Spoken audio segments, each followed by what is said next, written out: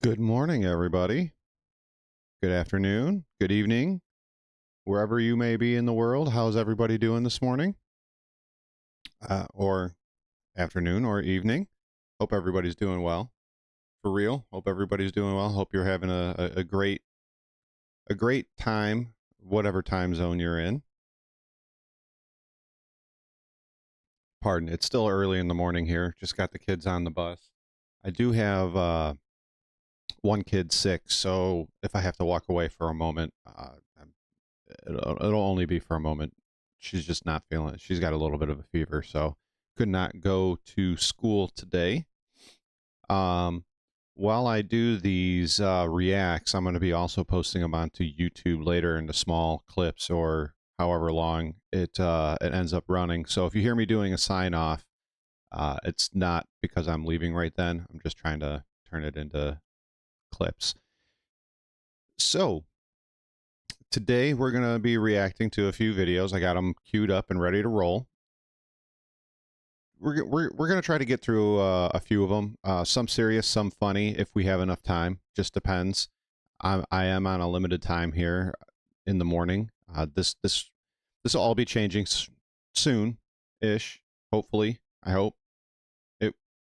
It's going to be in flux for the first few weeks after I start this new job, because the hours first are going to be first shift, and then second shift, and then third shift, and then once it settles down, I'll be getting a more set time and schedule for you guys. But for right now, it's kind of going to be all over the place, which is why I haven't really updated any of the times yet. So just bear with me. We'll work through it. We'll get it through and get through it, and we're gonna make it work. One way or the other, we're gonna make it work. All right. So let's get this started. My chat disconnected. What? Okay. It says it's reconnected. So let's we're gonna start with the more serious stuff first. And we'll kind of move through there and see what we can get to and what we have time for. Why is my chat disconnecting? That's odd. YouTube, why are you doing YouTube things? So, get this going.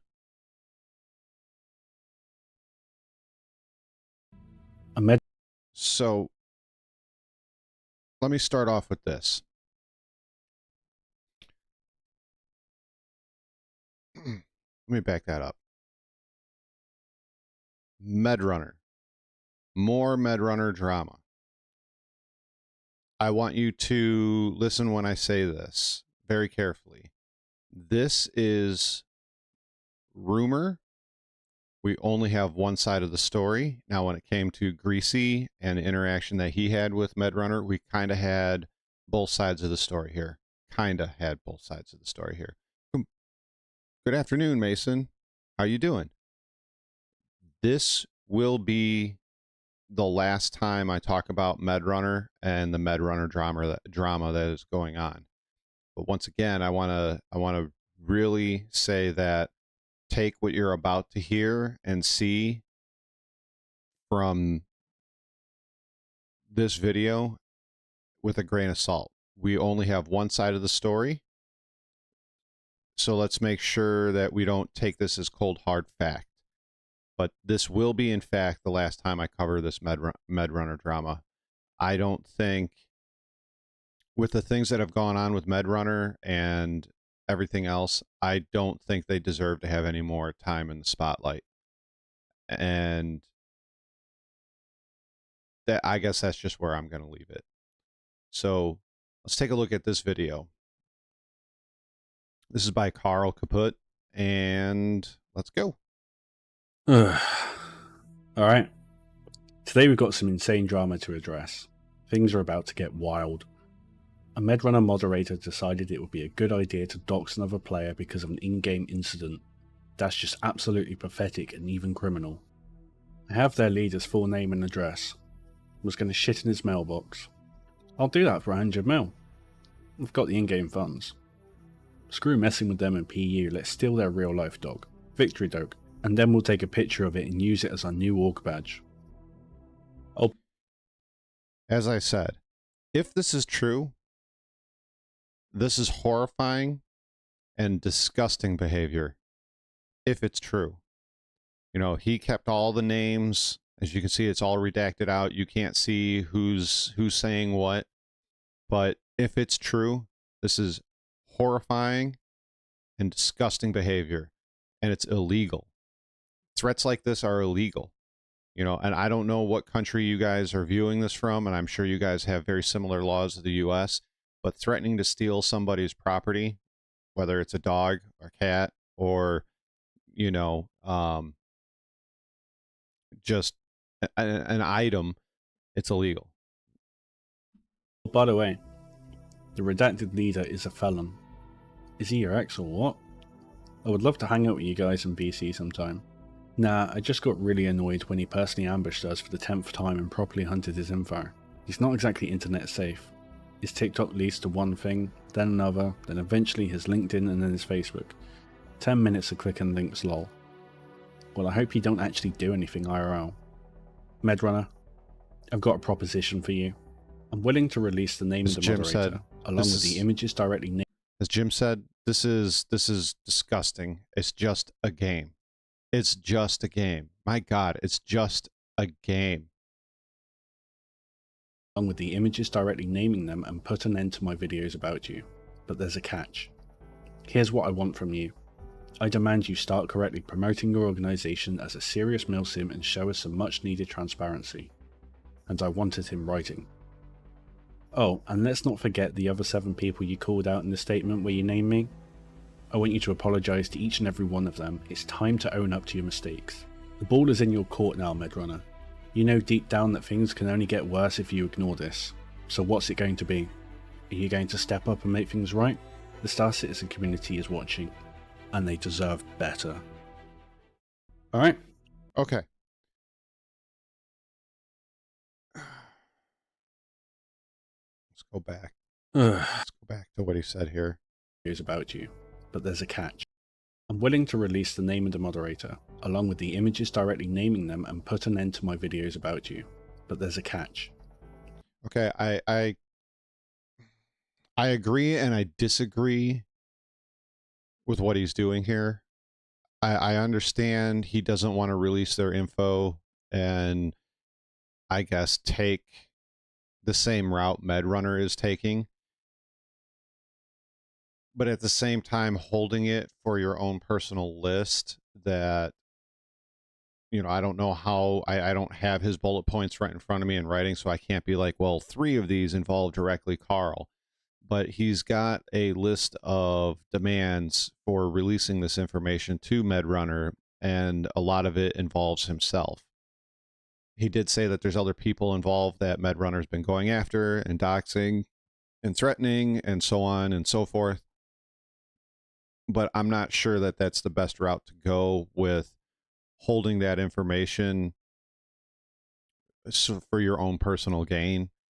Maybe I'm looking at this the wrong way, but I don't think that he should be doing it this way.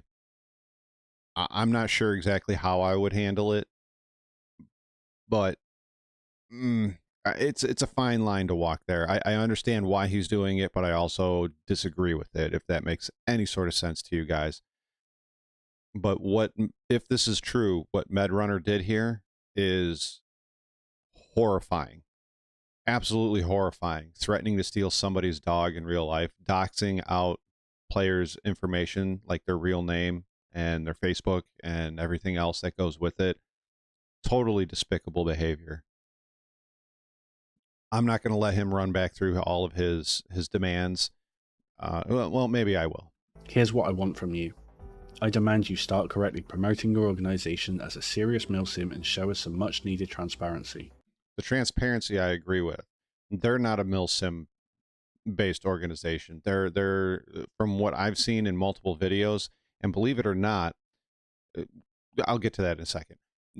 They're not a milsim organization. They pretend to be milsim.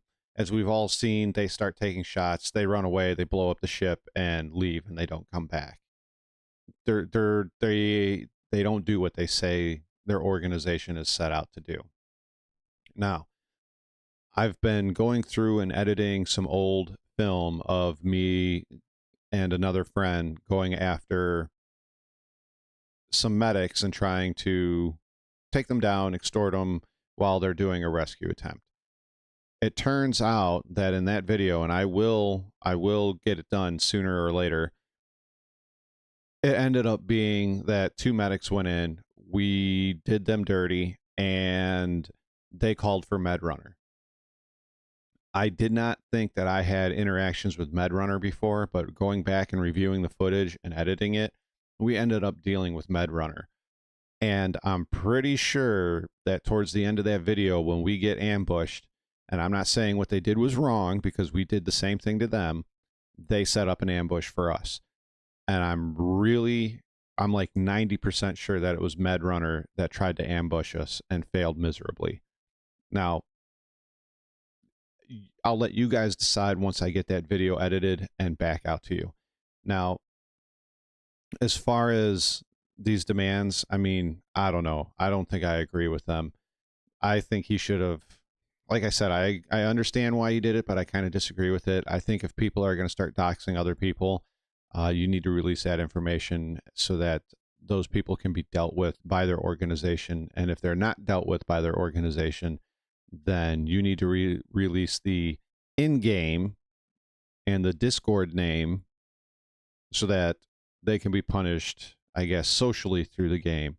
I'm not calling for doxing. I'm not calling for any sort of real life threatening or anything like that. I'm just saying, like, you know, if you see that person in the game, you know, it's a kill on sight kind of thing. You know, I'm not saying harass him. I'm not saying harass him in the game chat or in Discord or anything like that. It's more of a, you know, you see him, you kill him on sight. And you're right, Johan. They are supposed to be, medics do stay out of the combat. They're supposed to be a backliner, you know, and once the front line has pushed forward far enough, they go in and they pick up the injured and the dead. But MedRunner, and we all know this, MedRunner chooses to portray themselves as like these elite, go behind enemy lines and dig people out and rescue them, and we know that they can't do it. They can't. So here's the next video in this part of the drama, and it's aptly called "This is the End" because I'm not going to cover this anymore. I think it's gone out of hand. I think it's stupid, and I think at this point MedRunner is done as an organization. So, you know, maybe I'm wrong. Maybe they'll make a comeback, but I think they're done as an organization. All right. This will be the final video on this entire situation. When I made the initial video, I never expected this to be a whole thing in the Star Citizen community. Since then, I've received a ton of support and information about all this, and I thank everyone for it. I never intended to prolong the drama and saw this as a way to help defend the community from being as toxic as other games. Star Citizen is my favourite game and I want it to succeed. I don't want my channel to be about drama, and hopefully lessons can be learned and we can all move on from this. So if you've only subscribed for the drama, I recommend you unsub as future videos may not appeal to you. This whole situation is now off to my hands. I've done what I can to do right by everyone, and I just want to get back to low flying and helping people become better pilots. As I stated previously, this isn't a drama channel and I don't want it to be. The first point I'll discuss is the doxing situation. At this point you probably saw the previous video about this, so I'll refrain from going into too much detail. I gave Medrunner some time to take a breath and think about this. However, comments in the public side of the Discord show we are not going to comply with someone making accusations and hiding the evidence of their claim behind a list of demands.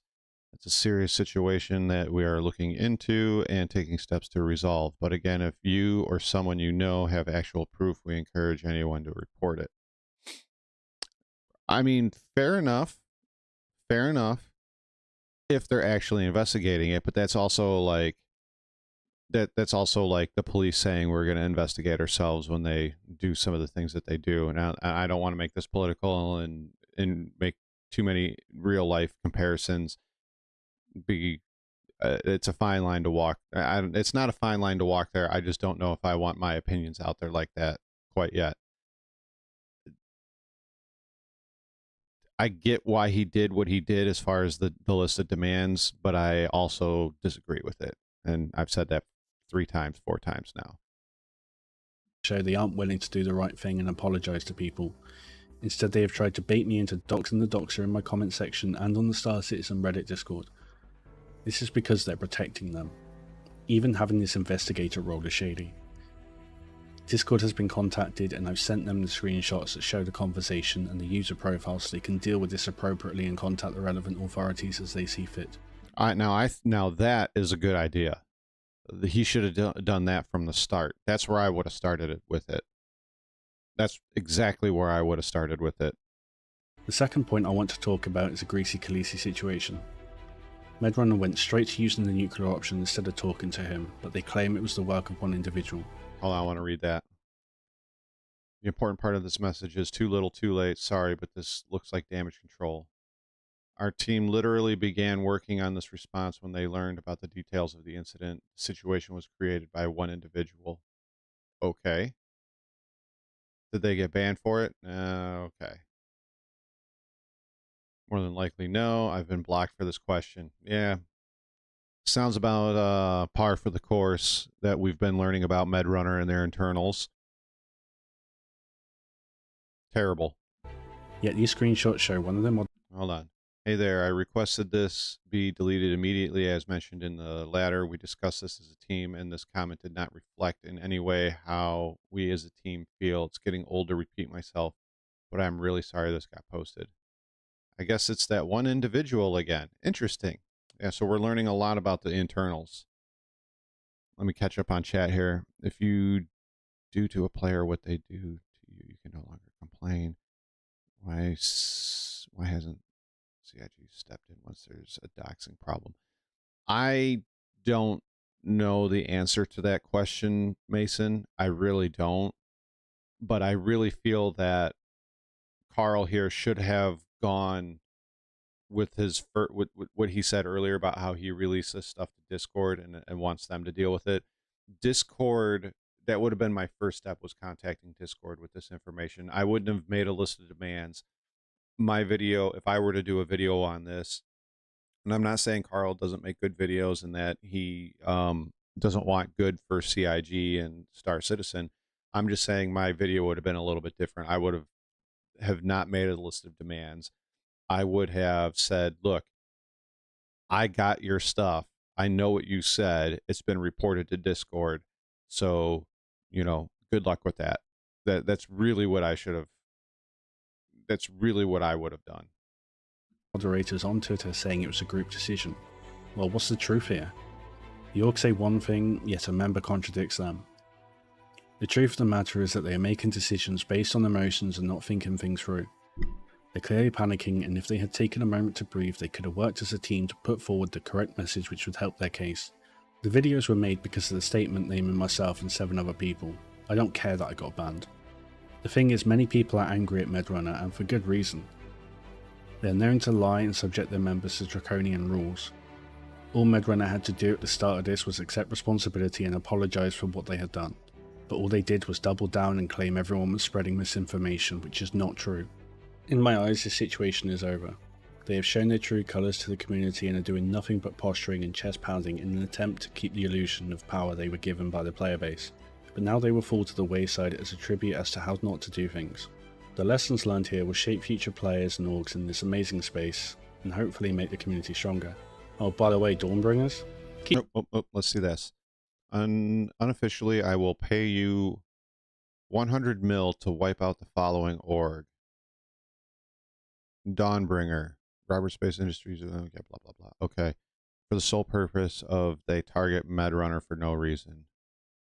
5 million per head as long as you can prove that you killed them.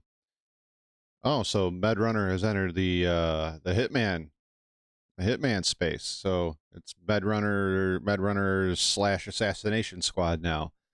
I mean, do whatever you want, Medrunner. You kind of shat in your own cereal. Keep your heads on the swivel. Oh, that's it. After a Okay.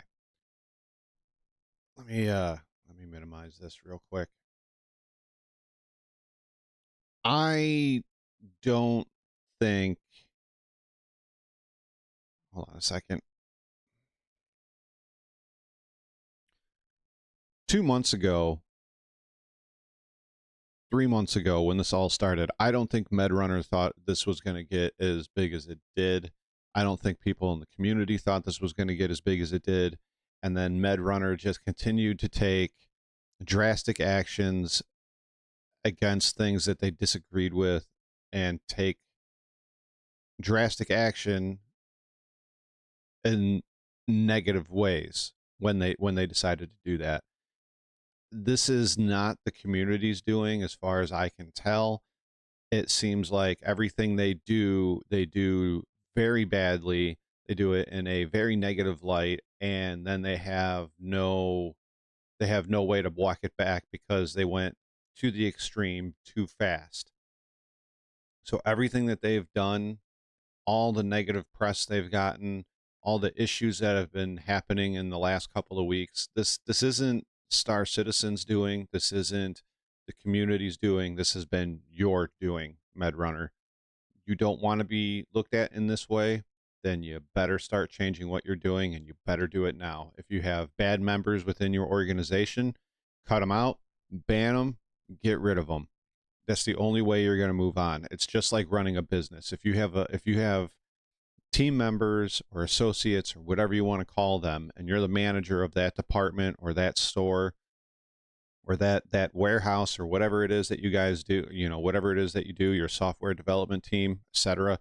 If you have bad employees and they're costing you money or they're costing you negative press, you don't keep them around. You fire them and you get rid of them and you move on. You make your company better and you learn from the mistakes that happened. They don't seem to be learning from the mistakes that are going on. They are doing this to themselves, and they keep allowing it to happen to themselves by keeping these individuals or this group possibly in the org. You don't want this to happen anymore? Time to cut them loose. I'm not saying put out all their information and tell everybody in Star Citizen or on the Reddit who they are. Just cut them loose, let it go, or let them go, and start bettering your org. That's the only way you're going to fix this. And don't make it public either, because if you make it public, oh, we did this and we did that, and we're changing our organization and we're cutting out the bad weeds and all of that stuff, it's just going to look like we're trying to make more positive press for ourselves. Don't do it. Just cut them out, move on, start making yourselves better, and let your actions speak for you instead of putting out another press piece. And that's all I have to say on that. I'm done with Medrunner. I'm done with the drama. I will not be covering them here anymore unless they turn a corner and we start seeing it in videos and in the verse. That's it. I'm done with them. And with that, thank you guys for watching. And so long. Thanks for all the fish. All right, so let me catch up on chat here before we get to the next one. Doubt CIG would do anything due to it being outside of game communication. You're probably right, Johan. You're probably right. Jim, Medrunner keeps doing this, then every org in the game will come after them. That's also very correct. Totally agree. It's mismanagement. Yes. Marcus, good morning. It's kind of early for you, isn't it? But good morning, sir. Thank you for joining. People taking orgs too serious is the problem. It's a video game. I agree 100%. I don't know if you saw the whole thing, but we only have one side of the story, and I told everybody to take it with a grain of salt. Take it as rumor, take it as however you want to take it, but we only have one side, and we don't have much information to go on. But apparently Medrunner was doxing people in real life and threatening to steal their dog. And, you know, I, I think it's disgusting, horrifying behavior, especially if you're going to call yourselves Medrunner and attempt to be helping citizens in the verse. But as I said, that's the last I'm covering of them. They don't need the attention. They've been a nonstop drama factory for the last 3 months. If what's going on is true, it's true. I didn't agree with Carl's video here where he made a list of demands and said, I would give you this information for these listed demands.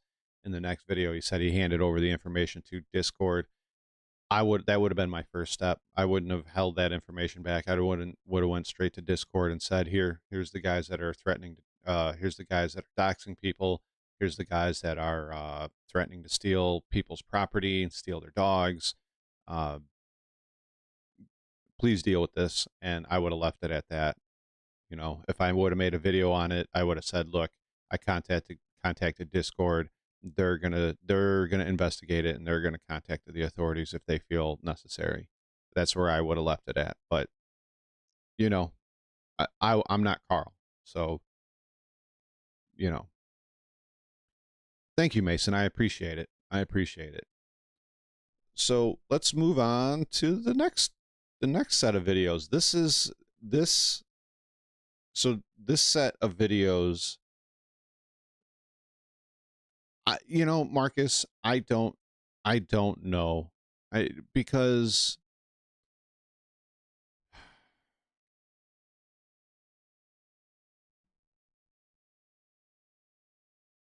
let me think about what I want to say here so I don't say anything stupid.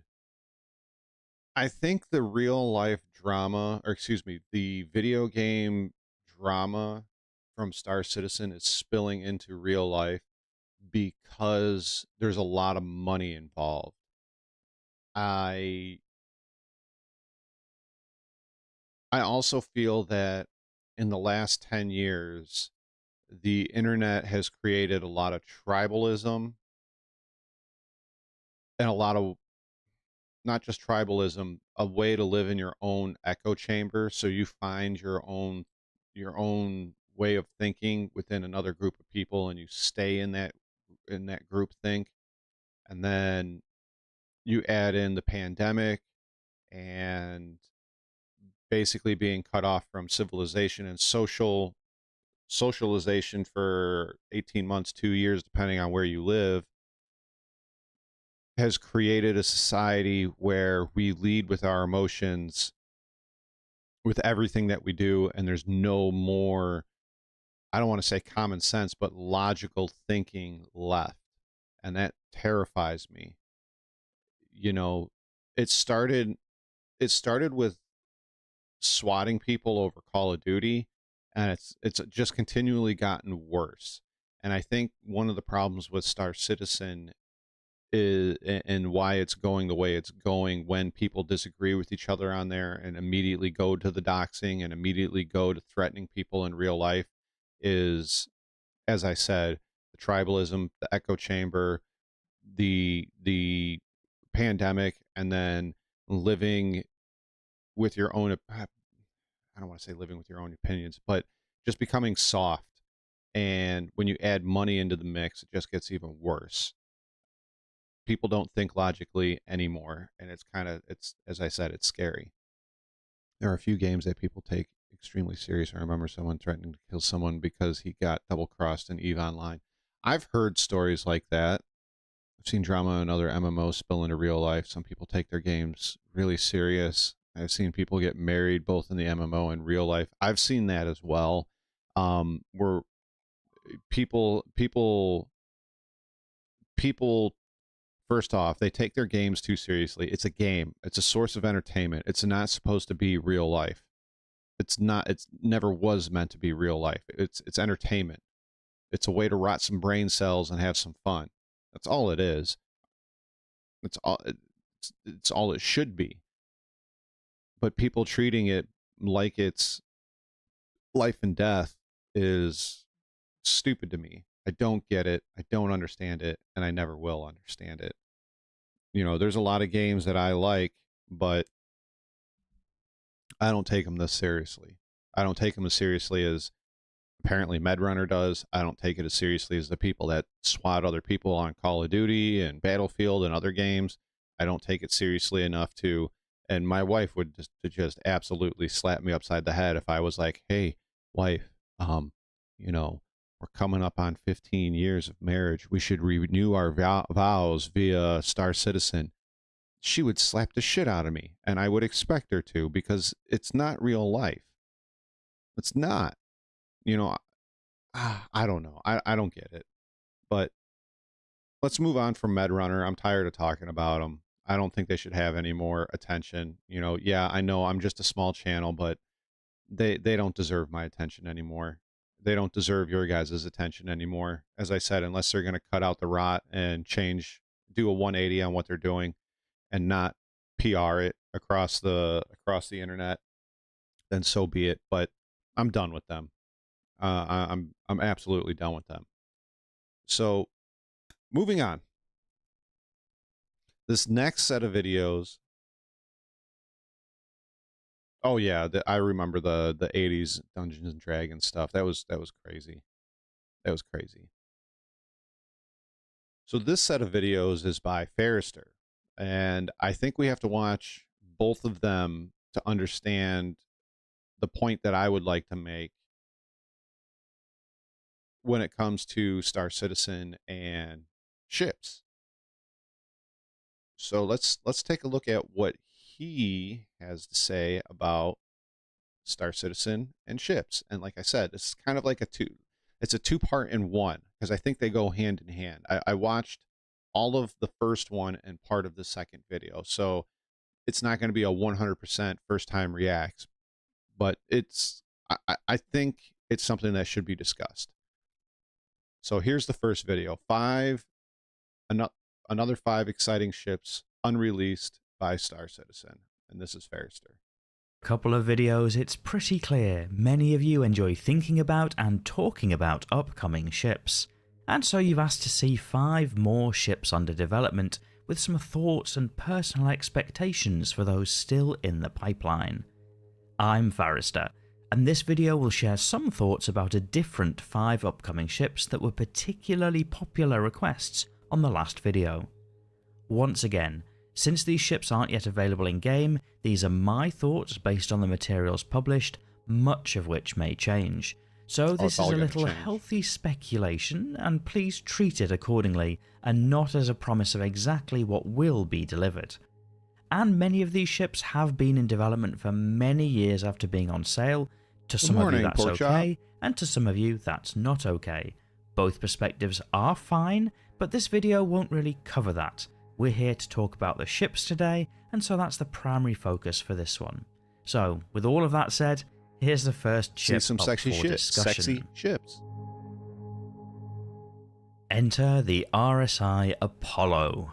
The Apollo is a medical ship, a similar kind of size to the Freelancer. I'm not going to lie, this Apollo ship really has my attention.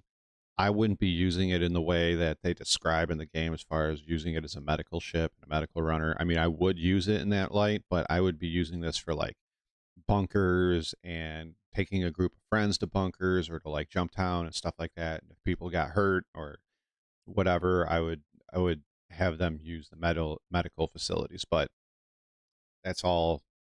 It's all speculation and theory crafting, as he said. This could change at any moment. that's currently in-game, but offering 2 medical rooms for specialised gameplay support. Those medical rooms can be swapped out for 3 different options depending on player preference. The options are for 1, 2 or 3 beds, but with a difference in bed tier. So, for example, you could have a room with one of the best beds which will cure all manner of ailments, or a room with 3 beds of a more limited healing power. And these beds are the medical style of bed, not your regular logout bed. The concept talks about being able to charge players for treatment, and so opens up the possibility for gameplay for travelling around the verse, fixing up injured people good as new, and getting a little kickback for doing so. That'd be really Interestingly, the description also talks about strong sensors to help find injured parties, which may open up alternative use cases for the Apollo. There's also a room for a drone gurney that deploys from beneath the ship to fly out and pick up injured parties, potentially without having to leave the ship personally.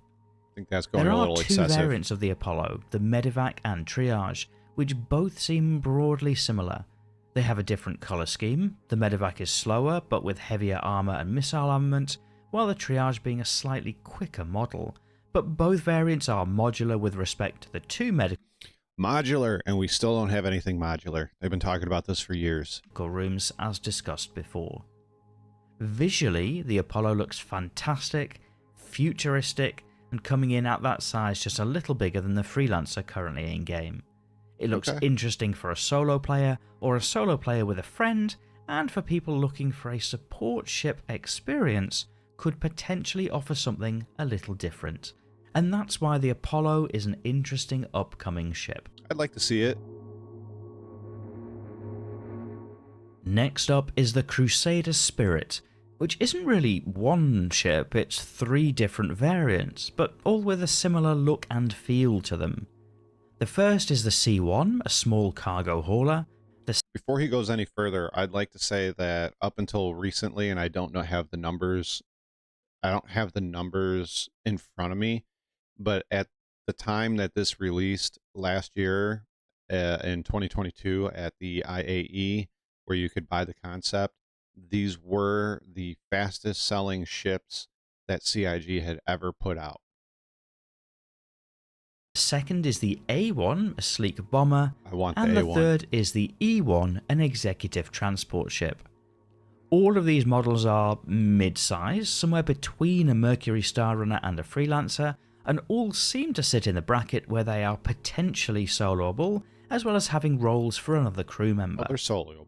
The pitch seems to be towards specialised entry level, at a more expensive cost than a starter, but not oppressively so, with some specialised gameplay options. I don't know, $175 is pretty damn expensive for a starter, and he says not oppressively. I'm sorry, for me, a working class guy, I'm not paying $200 for a JPEG, and I'm not gonna, even when it goes to fly, or to from concept to flyable, $200 is a huge asking price for most of us that play this game. Is a working class people. $200 is a hard ask. It really is. Options available in each variant.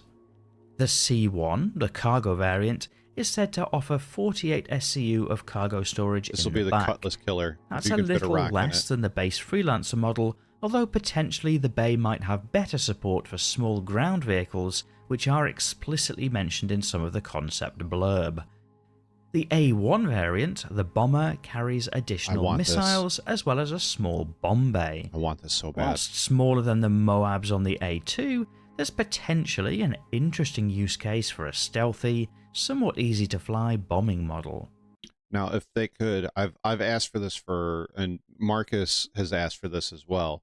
If we could change munitions for the bombs, could you imagine changing the munitions on the A2 on the size 10, turn that into like cluster bombs, and then it would actually give you a reason to drop more than one bomb at a time, or even downsize it, like maybe 1 or 2 sizes, so you can carry an extra 2, 4, 6 bombs on the C2, that would be amazing. And if they did the same thing on the A1, where you could upsize them, where now instead of having 10, you only have 5 or 4, but they were more powerful. So that comes with size 5s. If you could up them to like maybe size 6s or size 7s, and also do what I discussed a few seconds ago about cluster munitions, or even getting making them bigger in a sense that they're still size 5, but you could use laser guided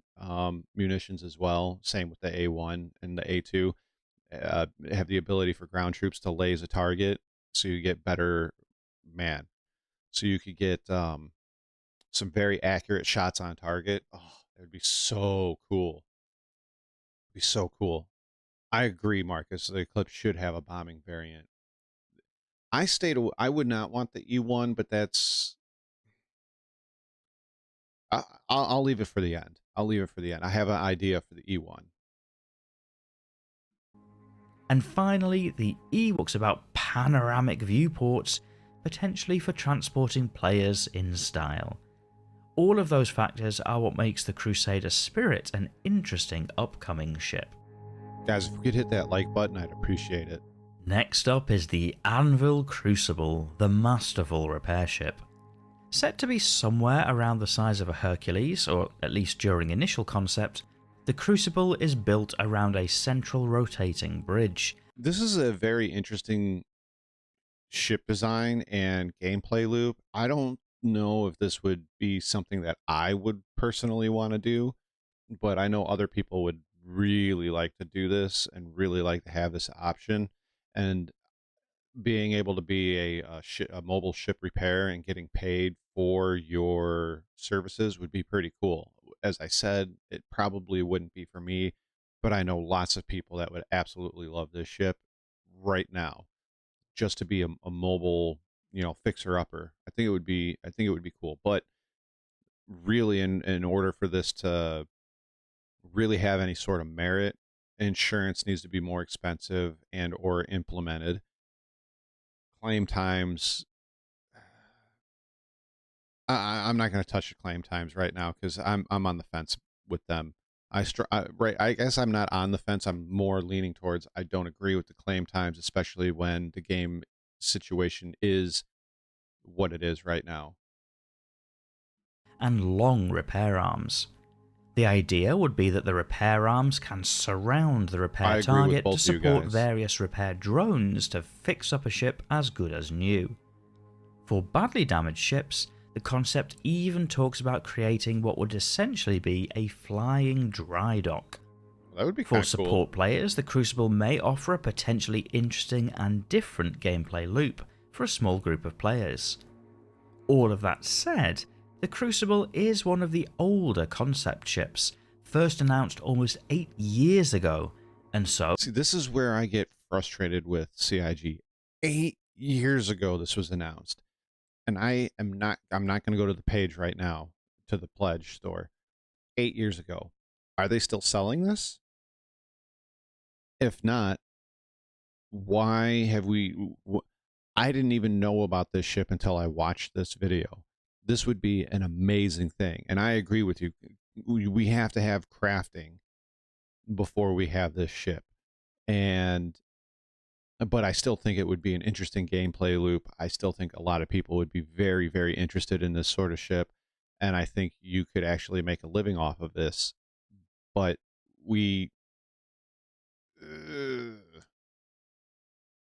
I don't know. I don't like this. Announce a ship, put it into concept, sell it, and then it sits for 8 years. And there's a long list of those kind of ships. I know the Bano Merchantman is one of them, and quite a few others. But the Bano is probably the most discussed one. Whilst all of the concepts mentioned in this video are subject to change, Welcome, Screw. The Crucible is likely particularly so. Still, the idea of flying around a battle to get ships back in the fight, or answering the call from ships broken down in the verse, for many players will be an engaging prospect. Man, I'd be picking up... Speaking of engagement, if you're enjoying this video... I'd be picking up busted ships and if we had a way to sell them, I'd be picking up busted ships, derelict ships out in space and fixing them up on this thing and then selling them. That's what I would be doing, but we have no way of doing that. And aren't yet subscribed to the channel, you might like to press that button to be recommended similar videos from this channel in the future. Next up is the Aegis Idris, the frigate that is set to feature heavily in the Squadron 42 campaign, but also expected to make its way into the persistent universe. To some extent, it's already present. I think this thing is $1,500 or $1,700 US. They sold out within an hour of Invictus. Aegis Invictus, Invictus Aegis Day. It's kind of ridiculous. It's a JPEG. You have unlimited amounts of them. And the fact that you're charging $1,500 to $1,700 for it, to me, is absolutely ludicrous. As I said, most of us that play this game are working class. We don't have disposable income. I get that this is funding the project, but I have another opinion. I have an opinion on this, but it's for another video, and I'm not going to get too far into it. But this is ludicrous. Visible during events like Zenithreat, through the Arlington missions, or even sometimes flown around by pirates or the Navy. But what's currently in-game is but a shell of this massive combat ship. True. A small and historic taste of which can be seen on the Morrow Tour video on YouTube. The Idris is a bit of an everything ship. There is a large anti-ship weapon on the nose of the military variant and an aftermarket kit for the Peacekeeper variant. There are turrets all over the ship, as well as a long hangar running through the length of the frigate to carry various smaller fighter-sized craft. There's a considerable amount of cargo storage aboard, as well as all manner of other rooms, ranging from a medical bay to a briefing room to a brig and even a shooting range. In terms of size, the Idris is set to be a little larger than the 890 Jump super yacht currently in-game, but clearly in an all-military loadout. For a group of players, it looks like an interesting platform to be able to undertake all manner of group combat, based on a single platform, and that's what makes the Idris an interesting upcoming ship. As this video approaches the final ship to make the cut, if there are ships not discussed that you're particularly interested in, be sure to share them in the video comments. With enough interest, there could possibly be another video in this series. The RSI Galaxy made them, once again, this was IAE 2022. The RSI Galaxy in one day made CIG $10 million. So this was, I think, the second most popular ship that CIG has ever announced and introduced into the pledge store. As I said, I've made my feelings pretty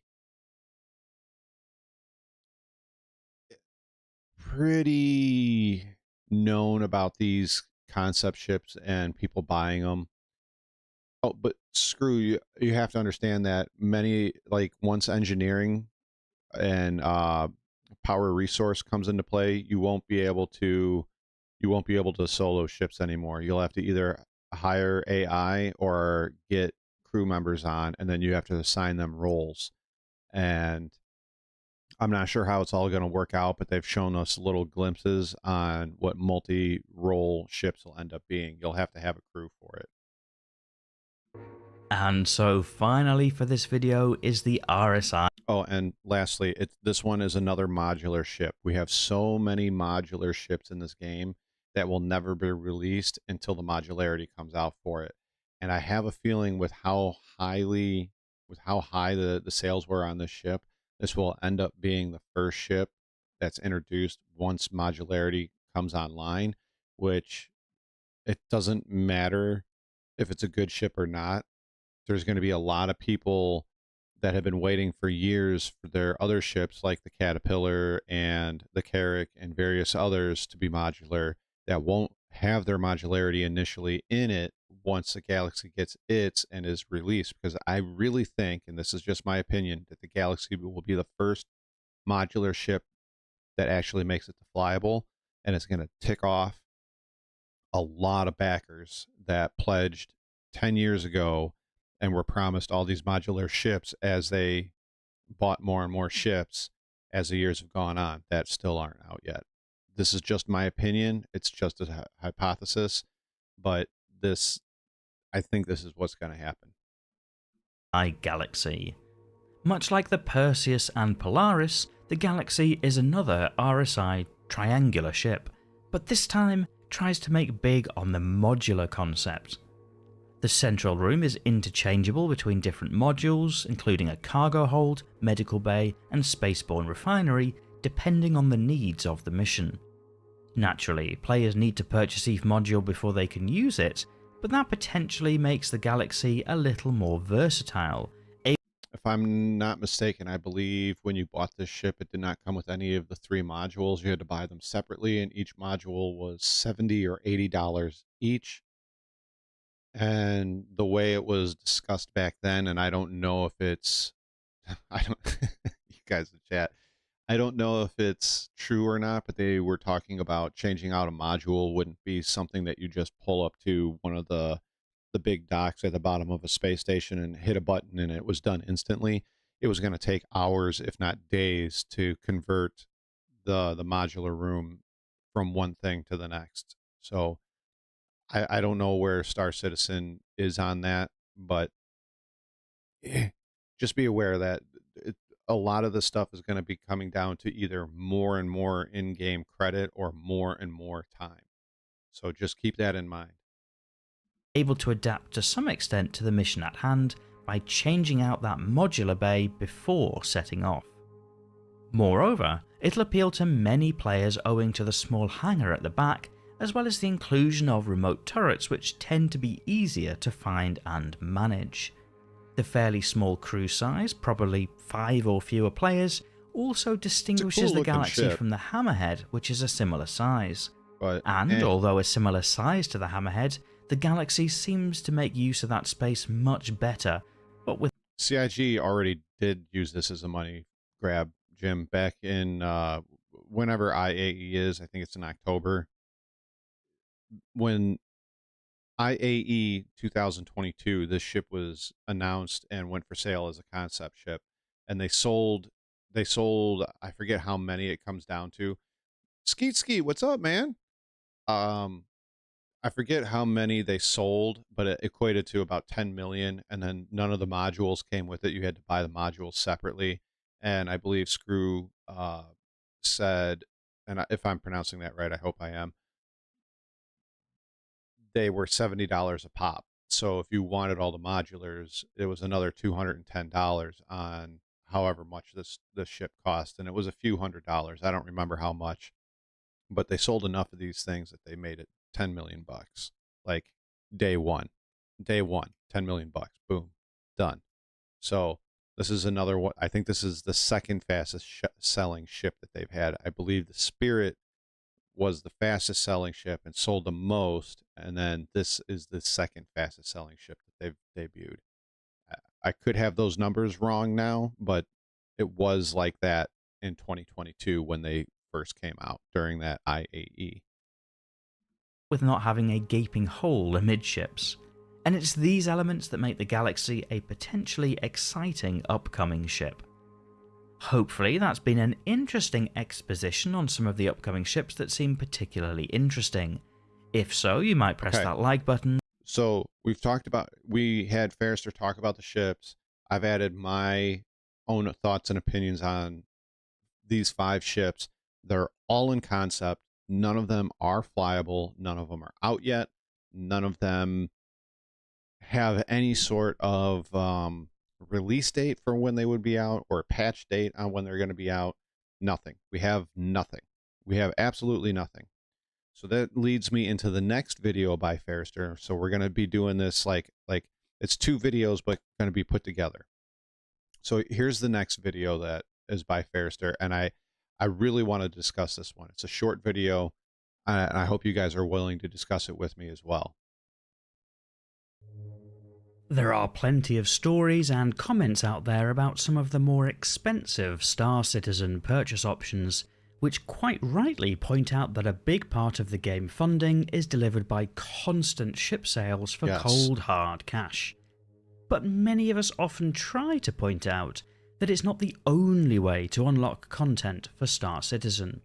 Indeed, most of the ships reviewed on this YouTube channel have been You're right, paid Marcus, for I with misspoke. humble alpha UEC and not real dollars. So, I like that CIG gives us this option that we don't have to spend real money on the ships and that you can grind them out with in-game currency. I have very strong opinions on the Vulture. I have very strong opinions on what they're doing with the Vulture right now. I don't agree with it, and I think it's wrong. And if you guys want to discuss that, we can discuss that towards the end of this video. to what extent is buying ships in-game a viable option? I'm Always Forrester, viable. and in this video we'll explore the reasons why you Forrester. might or might not choose to spend time in-game to unlock ships versus paying cash.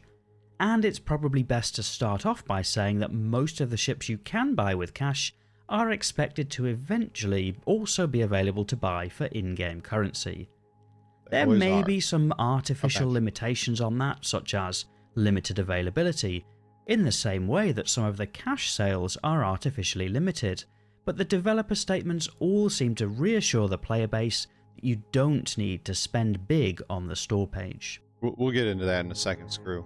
Those that do may have different reasons, and are certainly supporting the Star Citizen project by doing so. Whilst for many that might Morning, not be the JC. sole motivation, it is a core part of the current financial model of the game. It's also worth adding that the same amount of money holds different value to different people depending on their circumstances. To some people, $100 I'm sure he'll get into it, but this is very, very true. $100 to a lot of people that play this game is a lot of money.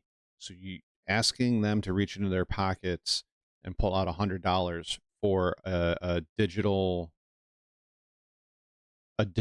asset is a lot.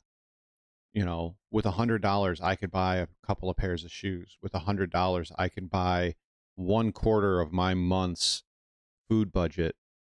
With $100, that's a third of one of my car payments. With $100, that's like a seventh of my mortgage. You know, $100 is an electric bill, it's a gas bill, it's a water bill. You're asking a lot of money out of people. $100 is a lot to a lot of people. Now he's gonna counter that with saying that $100 to some people is like $10, which is true, and that's fine. That's fine. I'm not telling you that because some people are more well off than others that it shouldn't be that way or anything like that. No, I'm not saying that. I'm just saying that the majority of Star Citizen players do not have $100 just laying around, so that when a new ship comes out, they can be like, here's the money. Oh, that ship came out at 500. Here's more money. Take my money. Take my money. Not many of us can do that. Now he's going to hit on the the in-game currency, and he's going to ask, is your time worth it? I know he's going to ask that, and I can't answer that, and Forrester can't answer that. That's going to be up to you guys. Is your time worth grinding out a particular ship, especially with right now since I've been playing since 317, and since I've been playing, I've gone through a wipe at 317.2, 318, and partial wipes at 318.2, 317.4, and with 320 we're probably going to get another wipe. So you have to ask yourself, is it worth grinding these ships out over and over again? That I feel that is part of the appeal of the game, gives you a goal to work for, since there's really nothing else to work for in this game other than make money, buy ships. And then at that point, it's you either do the game loop that you want to play, or you get into the shenanigans that you want to get into. So each person has to answer that differently. Same with, is $100 a lot or is it a little? Is your time worth a lot or is it worth a little? Or do you have fun with your time grinding these ships? I'll let him finish, but that's just things to keep in mind while he's doing this. Is a lot of money to spend on a video game, but to others it's just loose change. Everybody has their own financial situation and priorities, and that's just part of the variety of life for many. But time is also of different value to people. Yes. To me, personally, playing the game is an enjoyable way of passing the time, and more hours in-game in the different gameplay loops to earn alpha UEC means more value out of the money spent on the game. Others will feel differently, and if they can get all of the ships they want without having to grind by offering up their wallet instead, that's a valid choice for those people. Now, here's my one thing I will say about opening up your wallet and pledging for a ship. I'm not saying this is true of all people, but when you do that, for me, as the game is currently set up right now, you're kind of killing your own gameplay, since there is really nothing to do in this game other than make credits, buy ships. When you're cash purchasing these ships, you're kind of killing your own gameplay. I'm not saying everybody feels that way, but my opinion is the more ships you buy with cash, the more you're killing the gameplay loops for yourself, or the gameplay in general for yourself, because you don't have anything to grind for. There is no end game to this game. There's nothing else to do other than to grind money, get ships. And I guess this is a good stopping point right now to talk about the Vulture. Somebody asked, what's wrong with the Vulture? I think that was Screw. Here's what's wrong with the Vulture. About every 6 months, the ships that are brought out for pledge only go to in-game to be bought for currency. Okay? Now, the Corsair, the Cutter, and the C8R all debuted back in October of last year, and we're now just getting them into the game. I'm a little upset with that, especially when I think it was in February, late January, early February, they announced that they were putting them into the in-game shops. They did put them in the in-game shops for the PTU, and the community manager, and I forget his name, for CIG said that they were going to be available. And then the very next day, it's okay, JT, it's okay. I get it, man. They pulled them back out. And a lot of people were really pissed off about that, and rightfully so, because it had been close to 4 months, almost 5 months at that time, and they should have been available in game. They're now just available. Here's my problem with the Vulture. The Vulture has definitely been in the game for 6 months. It should be available not just for a pledge. And the other thing that makes me upset is when they up the prices after the concepts or after the initial sales. So the Vulture was originally $150. If you go to the pledge store now, it's $175. Granted, it's $25 to some people, like we just discussed. To some people, that's not a lot of money. To other people, it is a lot of money. To me, when you hear people online say, oh, what's the best starter ship? And you get greeted with generally these answers. The Aurora is just fine. The Titan, the Gladius, the Cuddy Black, the Prospector, the Vulture. Once you get out of the Titan range, to me, you're out of normal video game prices, like for buying a video game. So the Titan is $70. Most people buy video games at $59 to $69 a pop. That's $70. Once you get on past that, you're asking a lot from an individual to get into this game. A Prospector, I believe, is $220. The Gladius is $90, and the Vulture is $175. Here's what really irks me about the Vulture. You guys knows what's coming at the end of the week, right? For Invictus. We're in Invictus week right now, right? Everybody knows what's coming at the end of the week. Drake Defense Con. Guess what's going to be available to rent for free for 2 days at the end of the week? The Vulture. What's going to be available in-game to buy for the Vulture? Nothing. It's going to be available for pledge only. To me, that's dirty. You already made your money off of it. You're just trying that one last squeeze to get that money out of it. I think it's dirty. It's been in the game for 6 months.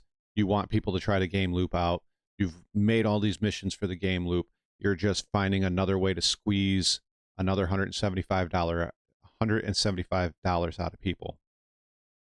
And I also have an opinion on where all of this money is going. And it was pointed out to me by another YouTuber, Twitch guy. And once again, the next video we'll get into that. But I think it's dirty what they're doing with the Vulture.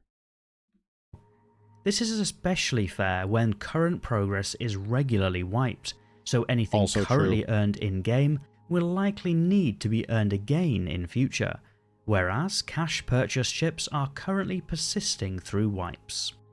See, that also adds to the gameplay As value. You have to StarCitizen come back and requires a regrind game it. package to play, clearly most people will need to spend at least some money to have access to the game. But one of the aspirations behind the project seems to be to avoid a pay-to-win scenario. There seems to be an ambition to eventually balance ships so that player skill is a key factor, as well as player count, with some of the larger, more powerful ships requiring multiple players to operate effectively. That's not to say there isn't more work to be done in the balancing space, but there does seem to... Jim, I also agree with that sentiment. Salvage is broken with all those flyers anyways. Salvage is kind of broken at the moment, or with the missions. Some of the missions work, some of the missions don't. Some of the cargo you can collect and sell, some of the cargo you can't collect and sell. And they did say that it will be fixed in the next available patch. But back to Jim, I would really like to see like exploration be a thing, because once again, so that's the thing. What I'm saying, I'm sorry, I'm jumping back and forth between everybody. Let me finish with Jim. When you're talking about exploration, let's think about this for a minute. What is the Carrack? It's supposed to be an exploration ship. What are you paying for? It can't explore. It has limited cargo. Yeah, it can hold a ship or a tank or whatever and other ground vehicles. But what are you really paying for? You're paying $1,000. $1,000 for a tier 1 medical bed. That's all you're paying for. That's it. The ability to respawn on a ship. That's all you're doing. It's $1,000 medical bed, a $1,000 mobile medical bed. That is it. That's it. Now, pork chop. This is where I get offended by CIG. And yes, Johan, you're right. We need more systems to actually explore. But even if they added things within the Stanton system to explore, where you could send out or you could sell to people asteroids to mine, or gas pockets to mine, or whatever, and things like that. But yeah, now back to pork chop. I'm sorry, I'm jumping all over the place. That's where I take serious offense with what they're doing with the Vulture. It's been in the game for 6 months. It should be in the game. Instead, we're going into Invictus Week with a free fly, and we're not going to get it until the end of the week. You're going to make it available to rent for free for 2 days, and then you're going to tell those same people that started a free flight, by the way, we know you are interested in buying the game, so if you want to buy the game at, I think with the in-game package, it comes out to be like $210, $215. That's it. We want $210 for you to pledge to this game to start salvaging after it being free. it should be in the game for you to grind for. I think the Carrack's too big to even use as a bunker runner. I mean, unless you're going to put a Pisces in the back, I think it's too big. Especially if you're doing work around Hurston and Microtech, there's a lot of bunkers that have big trees and big rocks right outside, where it makes landing that thing kind of a pain in the ass, unless you're going to land it far away and then drive to it. But, you know, I don't know. I have my own way of doing bunkers. I mean, the way it's all good, Uncle Porkchop. The way they have it set up to run bunkers and things like that is kind of like handwriting. You can do it your own way. For me, running a Carrack is just not worth it. And by the way, today is Anvil Day for Invictus, so if you're interested in renting a Carrack, the Carrack will be available to rent today. I'm very interested in what the servers are going to do. To at least be some interest in having a fair playing field and avoid paying to win. And then there's the question of insurance. Most hard cash purchases come with a certain amount of insurance time attached to the ship. None of that means anything at this stage of development. Any ship can be reclaimed via a terminal, with larger ships having a longer delivery timer. But in the future, this may serve to add value to cash purchase ships, or equally, perhaps devalue them. It will be very interesting to see how this eventually works itself out, as there are potentially some very expensive Star Citizen ships out there with some sort of timer attached. It's one of the reasons I think that the insurance system may need to be revisited, but time will tell. Definitely needs to be revisited. So, long story short, there's nothing wrong with people making informed decisions about what they want to do with their money, and if that means buying spaceships, well, thanks to them for supporting the game.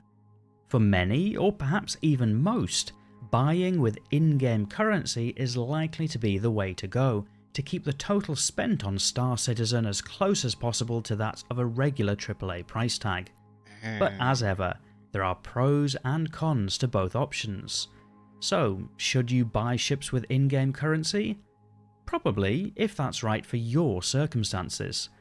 You should never feel like you have to spend more cash on the game, but if you choose to, with your eyes open, there's nothing wrong with that too. But those are just my thoughts on the matter. I'll be interested to read your thoughts in the video comments. If you're not yet subscribed to the channel, given that you've got this... Okay, so I see people talking about ship insurance.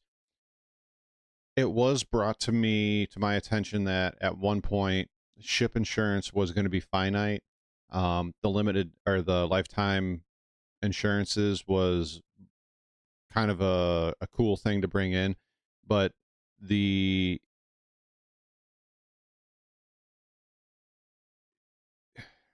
insurance at one point was going to be if you ran out of insurance and you didn't re-up it and your ship got destroyed, even if you paid $1,000 for that ship was gone. Now, they've since gone back and said, no, that's not going to happen. But the way it sounds like it's going to start working out is, let's say you do buy that $1,000 Carrack, you pledge real money for it. And because it doesn't have I don't know if it has an LTI on it or not, but let's play pretend here and say it doesn't have an LTI on it, and you get 6 months of insurance. What it sounds like is going to happen with regular insurance and even lifetime insurance is if you hit claim, if you've completely modded out that Carrack, it's got the best shields, the best quantum, the best guns, etc. When it gets destroyed and you claim it, you get a completely stock variant back. And if you want to insure or buy premium insurance for all of your components, you can go ahead and do so, but it's going to cost you even more in-game currency to do so, and it will also increase the amount of money it takes to claim that ship. But we'll see. They made a special statement about the new timer yesterday. I'll have to look that up. So several things here.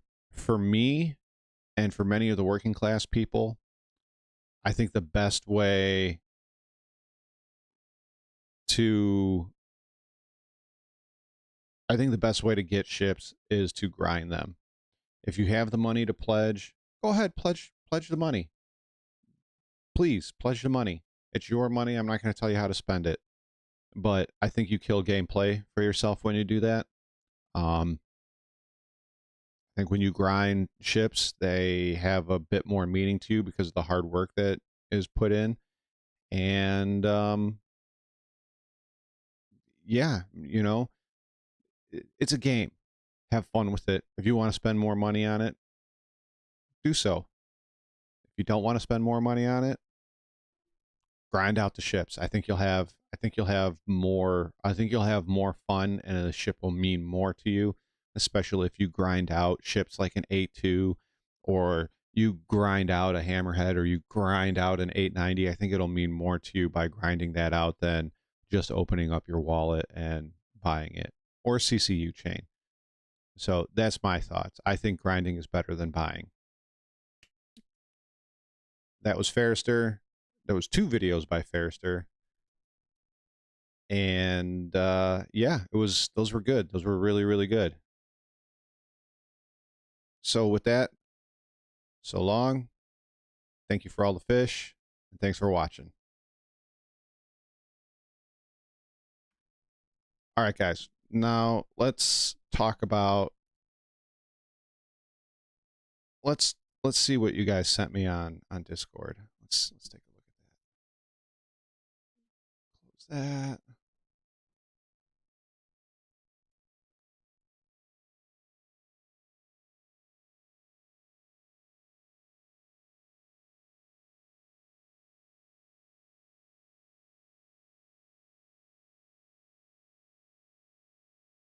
Okay, I'm not gonna put this up on the screen, but I am gonna read it out loud.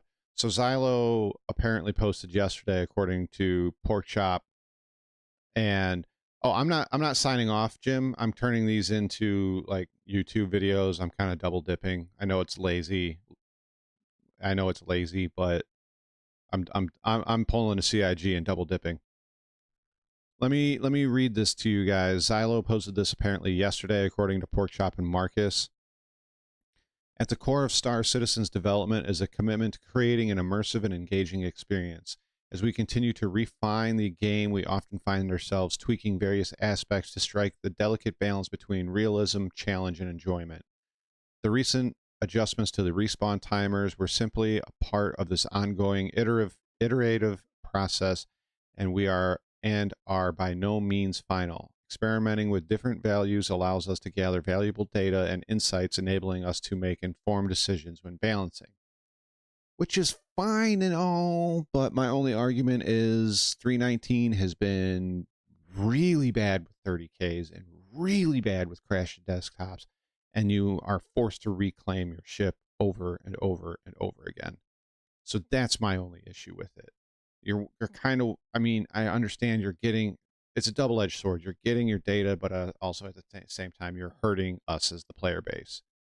Good morning, stranger.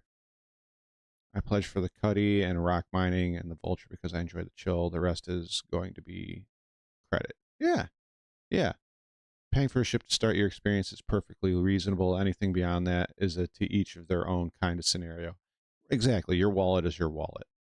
Let's get back to what Xylo said. We are fully aware of the concerns raised regarding the length of the new respawn timers, especially when considering the possibility of losing your ship due to something outside of your control. 30Ks crash your desktop. There's a fair bit of focus on tightening these things up in this area, and we expect to make another round or 2 of changes soon. As always, we will take all factors into consideration, including the state of the game, the types of potential ship loss scenarios, and the overall gameplay experience. Yeah, as I said, this is kind of a double-edged sword here. You're getting your time, you're getting your information, but at the same time, you're kind of screwing over the player base. I'd like to see how it all integrates into the future with insurance, the claim timers, the cost of credit, and even possibly, and they're going to do it, they're going to do premium currency for dollars. So I'd like to see how that all integrates. I'd like to see how that all fits together as one piece. I'm just worried about loss of time when playing right now. I agree. Oh, yeah, Uncle Porkchop said it too. This timer is supposed to integrate with insurance at some point. Yep. Fix 30K and crash your desktop first, increase times later. As I said, I agree with you, Johan. I understand they have to do this for numbers, but, you know,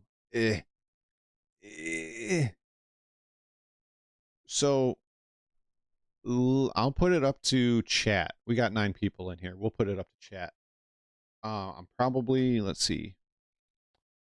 Depending on what videos you guys choose, this may be my last one. I might be able to squeeze two in. I'll leave it up to chat. Press 1 if you want me to react to Voidy vids.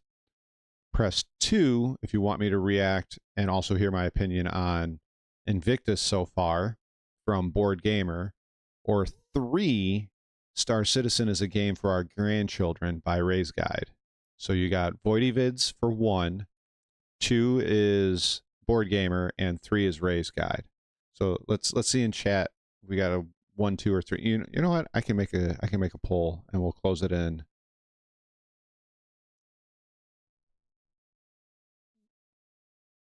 Yeah, I can make two for a Board Gamer. Yeah, I'll just leave it at that. 1, 2, or 3. 1 for Voidy vids, 2 for Board Gamer, or 3 for Ray's Guide. Voidy vids is going for the Board Gamer. Going for Board Gamer. Okay, we'll do Board Gamer. As you can see, I watched about 2 minutes of this and I said, "Oh, this is going to go into my react list." All right, let's get to Board Gamer here. Hello and welcome. So, this is my first Board Gamer review react. We'll see how this goes. Many of you guys kind of know my opinion on Board Gamer already, but we're going to give it a shot. So let's see what Board Gamer has to say about Invictus and apparently $5 million raised so far. Hello and welcome to another Star Citizen podcast. It's the 22nd of May. We're in the midst of Fleet Week, and we've got the lovely Zinnia with us. Say hello, Zin. Hello, Zin. So yeah, I want to talk a bit about Fleet Week and what we've seen so far. The stability of Alpha 3.19, because some people are having trouble with it. I do think that is most people are having a good time with it, but we'll talk about that. Let's talk a bit about the Fury and how many you can pack into a ship.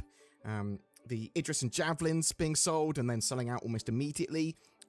Well, not entirely, because there are still some available on the Warbond variants, and yeah, lots of Star Citizen funding stuff. And then what we've got to look forward to ship-wise for the rest of Fleet Week. So Zin. Yes. Fleet Week. Yes. Now, people have been complaining a bit about the stability of 3.19 during Fleet Week. We had talked about this before, where basically I server hop. So what happens, you come onto Star Citizen, you come into 3.19, sometimes some servers are balked. They're degraded too much or something. So basically, they're disconnected from the databases somehow. And I haven't been in a position where a server suddenly started doing that. I've only been in a position where I log into a server and it's already doing that. The test for can I spawn ships, can I do stuff in the verse, is try and open your inventory. If your inventory doesn't load, then I just hop to a different server. And it's as simple as that. And with that method, I haven't had any problems with 3.19 really beyond that.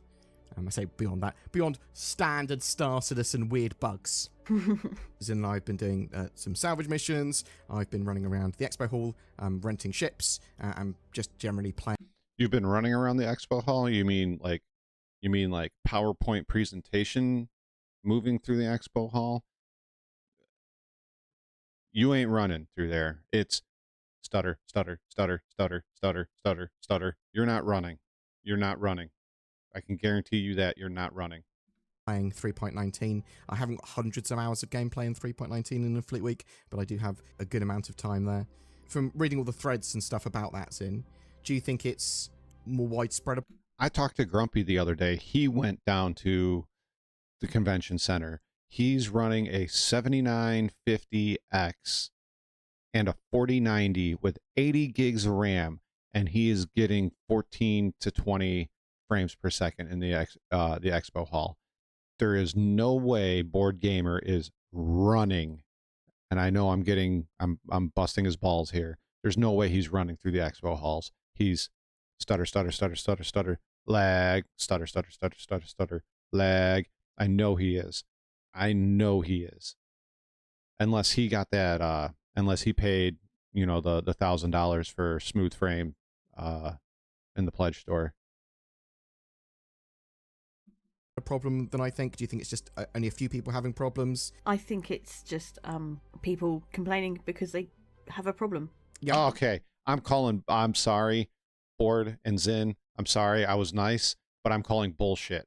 You think it's people just complaining to complain? I have played this on stream. I've played it off stream. I've talked to people with more powerful rigs than mine. I have my rig to compare it to. I have a lot of information out there. I'm calling bullshit on this. I have experienced more 30Ks than I ever have in 317. I have experienced way less frame rates than I ever did in 318, and way less than I got in 317. In 317, I was running at 70 frames most places. 70 frames. I am lucky. I'm lucky if I get 20 frames. I'm lucky if I get 20 frames. So I'm calling horse shit on both Board and Zin. Either A, you have some sort of game package that you bought from CIG, and I'm being sarcastic here, that allows for more than Gen 12 frames a second, or you're yanking everybody's chain here. You're lying. I'm sorry, but you're lying. I'm not going to call you a shill, but you're lying. Which is Yeah, fair. I don't think it's any more widespread than it was before. In fact, I think it was probably worse in 3.18. I mean, It's I couldn't worse even now. log in 3.18. I mean, it's genuinely night and day. Like 3.19 is so much better, more stable, more playable than 3.18 was. But that's not to say that Oh, that's good copium. aren't problems still, and they do appear to have had some login issues over the weekend, but not a huge amount. I mean, I was still able to play. I didn't notice anything. But as I said, can I open my inventory test? I know that might be anecdotal for some people. That might be like, well, that doesn't solve anything. But it allows me to play typically, and even if it's magic thinking, well, it is magical. If you had many problems with 3.19 when you've been filming or anything, Zin? No. Yeah, I genuinely think it's pretty good, 3.19. What I would say is that I'm a bit annoyed that there isn't a solid form of character reset or repair.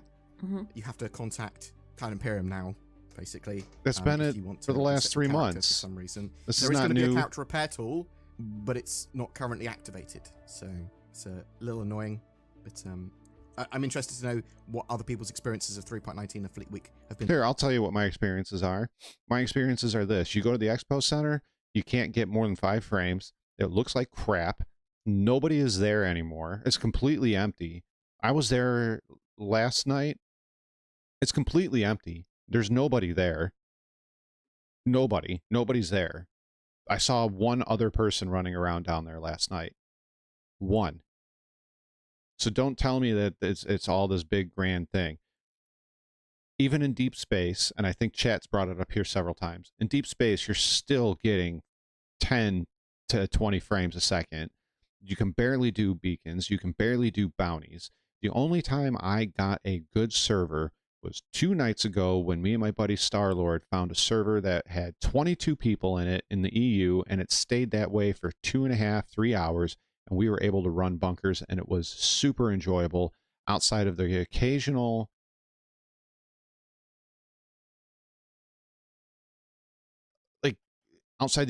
weird Star Citizen bug.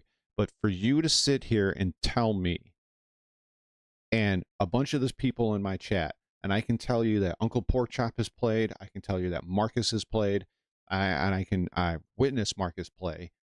For you to stand here and tell us, or sit there and tell us over your microphone behind your screen, that you are having the best gameplay you have ever had from 318 to 319, and it's this night and day difference, I'm sorry, but you're full of it. You're absolutely full of it. This game is, in my opinion, in one of the worst states it's been in. Granted, it's not 318.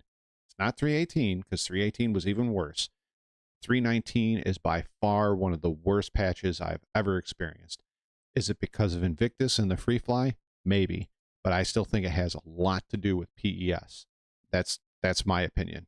I'll let Board Gamer go, but he's already got me riled up. Been so far, because I'm having a great time. Very minor problems. Something else that's been happening during Fleet Week: big intake of new players, which is good for Star Citizen and the game. I don't think there's much noob hunting with the new player experience, because there was a concern with the new player experience that effectively you've got this convoy of new players, or noobs as we call them in the hood, coming out of Area 18. Yeah? So literally, you know exactly where they're coming from, exactly where they're going, because they are following a set course to go up to Baishani Point, I think. And you could just have people that are trolling just sitting outside there, blowing them up as they're coming around or coming out, unable to use a word properly. Come on, that doesn't seem to be really happening, which is great. But Cloud Imperium are going to obviously work towards making stuff like that harder to do, or very, very bad for the people that do go, I'm just going to go hunt some noobs down the tutorial course. That's a great point, Stranger. I think it's amazing. Yeah? Yeah. I don't think I've ever heard you say that about Ship. I think it's so, like, it's funny, but it's also really cool.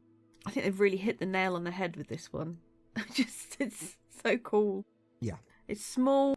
Maybe I'm the only one that feels this way, and this is not a hot take for being a hot take. I don't like the Fury.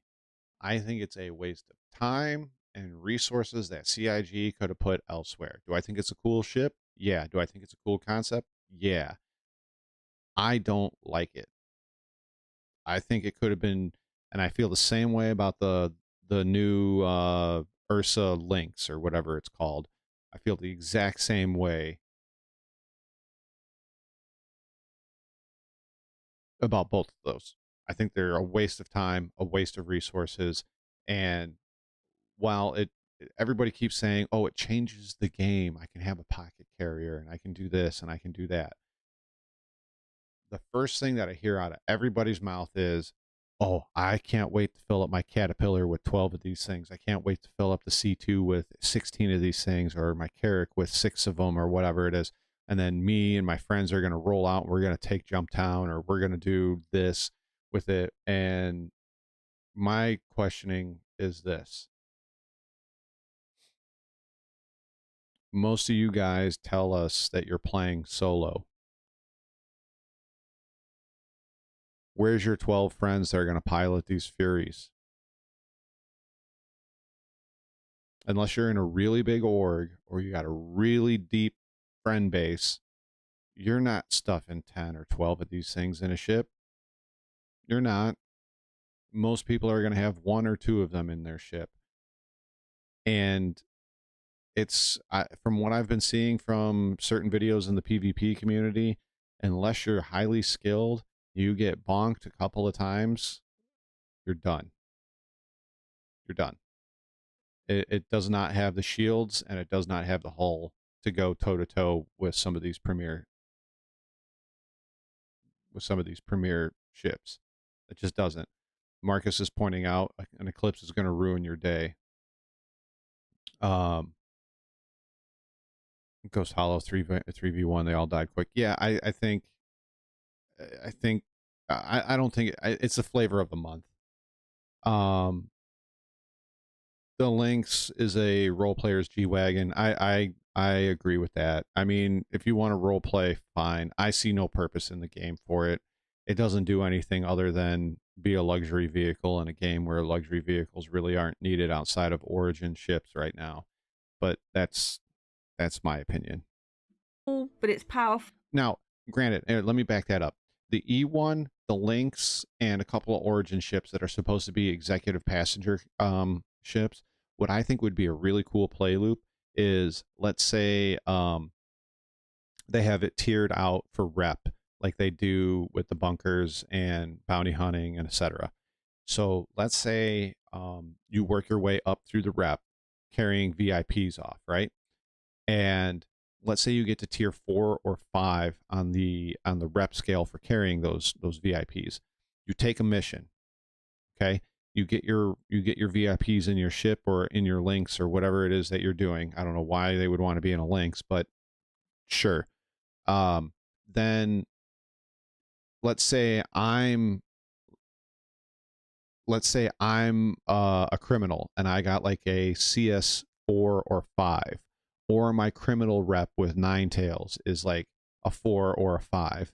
It will ping saying that somebody started a VIP mission in this area or on this planet or this moon, and give me the opportunity to hunt them down for cash. While meanwhile, the guys that are transporting the VIP have to either fend off the attack or call for help to fend off the attack. It would be really cool. That's my opinion on a gameplay mission. I think that would be really fun. It would be awesome. Full, but it is Like That's use a it. long time, pork chop. That's a but long it is, time. I said, it's a glass cannon. Like, it'll be easily shot down. If it gets hit. Yeah. You say a glass cannon, but that doesn't really state how maneuverable and agile it is. It's It's really like a not glass cannon on ice skates. Mm. Yeah, I also love it. And glass cannon's actually probably relatively good as a descriptor for some of it, because that glass cockpit at the front, which gives you a load of view. Yeah, unrestricted view, really fast, agile ship. Agility being the main thing there. Its thrusters, like, literally you can fly very weird angles and about to hit something and then sort of almost stop on a dime. It's pretty cool. Loads of firepower. I'm not a fan of the MX version. Yeah. But then I'm not really a fan of missile boats, for me personally. Fair enough. And I just think that you've got the standard Fury. That's got 4 size 2 missiles anyway. So you've got pew-pews and some missiles. And you go restock. I think a lot of people will enjoy the MX probably still in 3.19 because you can just go, well, I'm going to use the tractor beam tool to put some more missiles on it. Assume you've got a pile of missiles in your ship, or you can take them off another ship. I suppose you can keep on attacking Freelancer misses and then take all the missiles off them. Yeah, but it's just silly but fun. And I think you're right. They've hit the nail on the head with let's make a combat snub, and they've done that, and they've done that really well. Mm-hmm. Now, people are trying to get as many of these as they can in ships.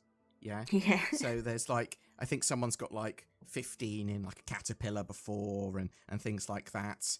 And you can make a lot of ships into pocket carriers. Someone sent me a picture of 19 of them in a Hercules C2. So one of the other things is that you can buy 16 of these as a... You can buy, I think it's packs of 10 for $560. I don't know why you would want to, but hey, you know, you can. I don't know why you would want to. It's $560 for 10 of those things. Good Lord. Single purchase on the RSI website, which is a bit silly having 16 of the same ship because there's only one of you. Unfortunately, the 3 ship limit's gone, so you can spawn, since 3.18 I think, you can spawn more than 3 ships before the other ones get despawned. Do you think we're going to see a pocket carrier, like a true one, that's more specifically for snubs and the Fury? Maybe. Would you like to see that? Yeah. Why not? I want them to be able to be deployed from cargo pods. Then you'd be able to literally get like a Hull C when they come out and just strap a load of cargo pods to them, which are actually Furies. I honestly think that's a great idea. The other thing is, how are ships going to be moved around in the verse? Do you actually have to individually pilot them, or do you have to land them on carriers, or both, depending on their sizes? Or can you have them, like in EVE, where you have them dismantled in boxes and sort of travel them around like that? Just a shower thought for you. Not while I'm showering. Could be. But yes. Furies. I think they're from $50 as well, which is a good price point. No, it's not a good price point. Genuinely made a great ship there. Should be like $35. They're going to get nerfed or something, but I mean, what can they do to nerf them? Because they are paper. They are made of paper at best. If they get hit more than a couple of times, they just explode, or bits just fall off them almost immediately. But yeah, cool ship. Zin, Idris, and Javelins, they were sold. Started getting sold yesterday. Yeah. And I think over so far, the Fleet Week, they've made, and it's only been like 3 or 4 days, 3 days. They've made 5 million so far, CIG. Another content creator, I know I don't like those words, another Twitch, YouTube guy pointed this out the other day, and he's right. His name's Salty Mike, and I respect his opinion on this. Fleet Week has made $5 million so far. And you know how much of that went to Star Citizen and the PU? None of it. None of it is going to Star Citizen and the PU. It's all going to Squadron 42. All ship sales over the last year have been going to Squadron 42.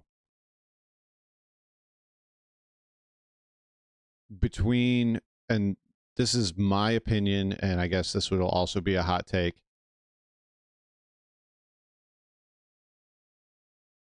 I'm still pissed about 318, 318.1, 318.2, me being completely locked out of my account for 6 weeks, sending in 4 tickets, 5 tickets, getting literally no response other than we're working on it.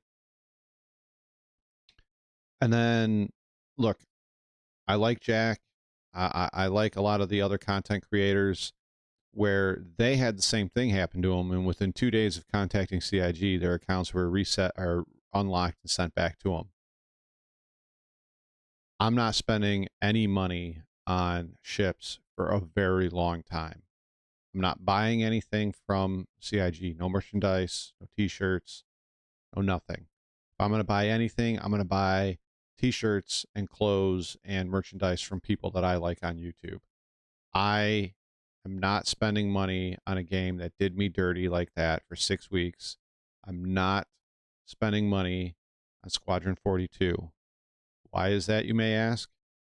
I did not pledge for Squadron 42. I spent a better part of 2 months playing this game, was seeing SQ42 pop up in global chat, and I thought it was an acronym for something that was going on in the game, or some sort of event that was going to be happening in Star Citizen. I had no idea. I had no idea that there was a separate game being developed. If the game ever releases, I'll buy it. Jack got his account back like 48 hours after it was shut out.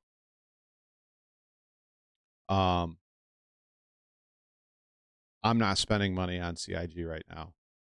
They really pissed in my cornflakes, and I'm still mad about it. You had my account shut down for 6 weeks. Other people got theirs back like that. You know, cool. You know, awesome. I'm glad for you. But CIG, you're no more money from me. None.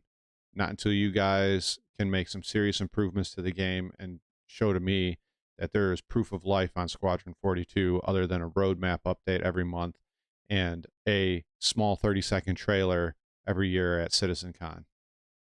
You're not getting anything from me anymore. I'm sorry. So it's pretty good going for them, funding-wise. Yeah, those Idris and Javelins, not all of them are sold out. The store credit ones, they sold out almost instantly. Mm-hmm. As you would assume, $1,500 ships to get these cool capital ships. For an Idris. You can't some do of anything the with. store credit ones sold out in some of the waves, but there are still some Idris and Javelin left available for War Bond, which is fresh, real money.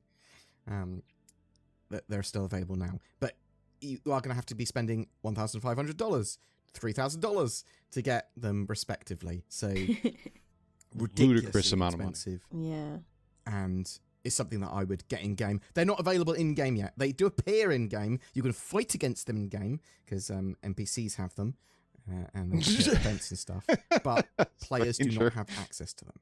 So, do you think they should wait until they've fully fleshed out these big military capital ships and they've got more features before releasing them to players' hands? Or do you think they should just go, well, they're sort of ready, even if it's just a cockpit, players should be able to control them, because obviously players have been able to steal them before. Yeah, no, they need to finish the ship before they release it. So do you think they should also... Finally, something they said I agree with. But do you think they should also finish things like the resource management system and physicalized components so that they have a big chunk of the gameplay that's essential for them there. Yeah, I think that's what they'll be aiming for anyway. Almost every new ship now that's released has components. That is true, and they are sort of ready for the resource management. So all the new ships, I don't know if you heard them, all the new ships that are released have physicalized components and are within ready reach.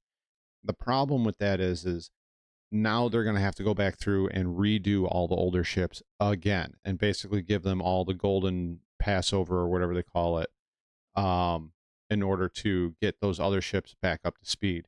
And a lot of people are complaining about the salvage missions because the salvage missions, they're using all the older ships that have no components on them, no physicalized components that you can pull off of them. So that's been a complaint that I've heard. Is it empty inside? It's basically empty except for a chair to pilot out of it.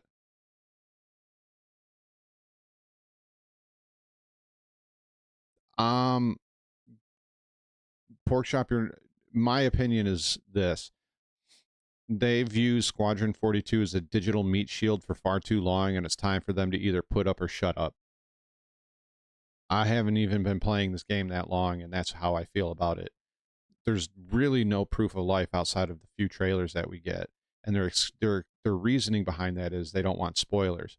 But you are asking us to invest in a game, into 2 games, and you're telling us that the things that are in Squadron 42 are going to be major components and major pieces of gameplay and tech improvement and quality of life improvement is coming directly from Squadron 42, but these things can't come out until we finish Squadron 42. But then you tell us that things can't come out because of server meshing, and this can't happen without PES, and so on and so forth. It's time to put up or shut up. I said it last year on one of Grumpy's rehab facilities. 2023 is make or break for Star Citizen. And I said it then, and I still say it now, and I still think that holds a lot of merit. If you can't get PES to work the way you said it was going to work, which we know it's not working the way it's supposed to be working, you can't get server meshing out this year, which they've already said they're not going to get it out this year. And if Pyro does not come out this December, there are going to be a lot of people that are going to start pulling out of this project.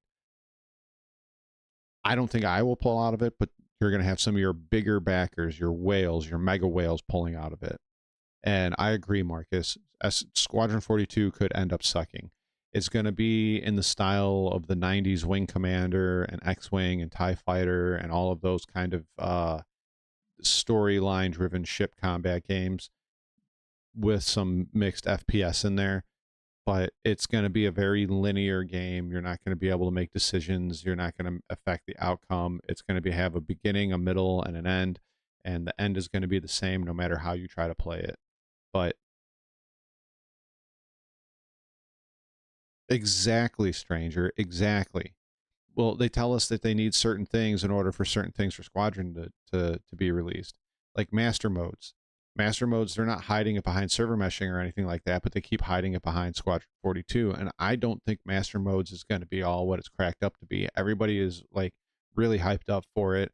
My only thing is when they put out master modes, my first go-to is if master modes work the way they say it's going to work, the people that are going to have the advantage in the PvP community are going to be the knife fighters.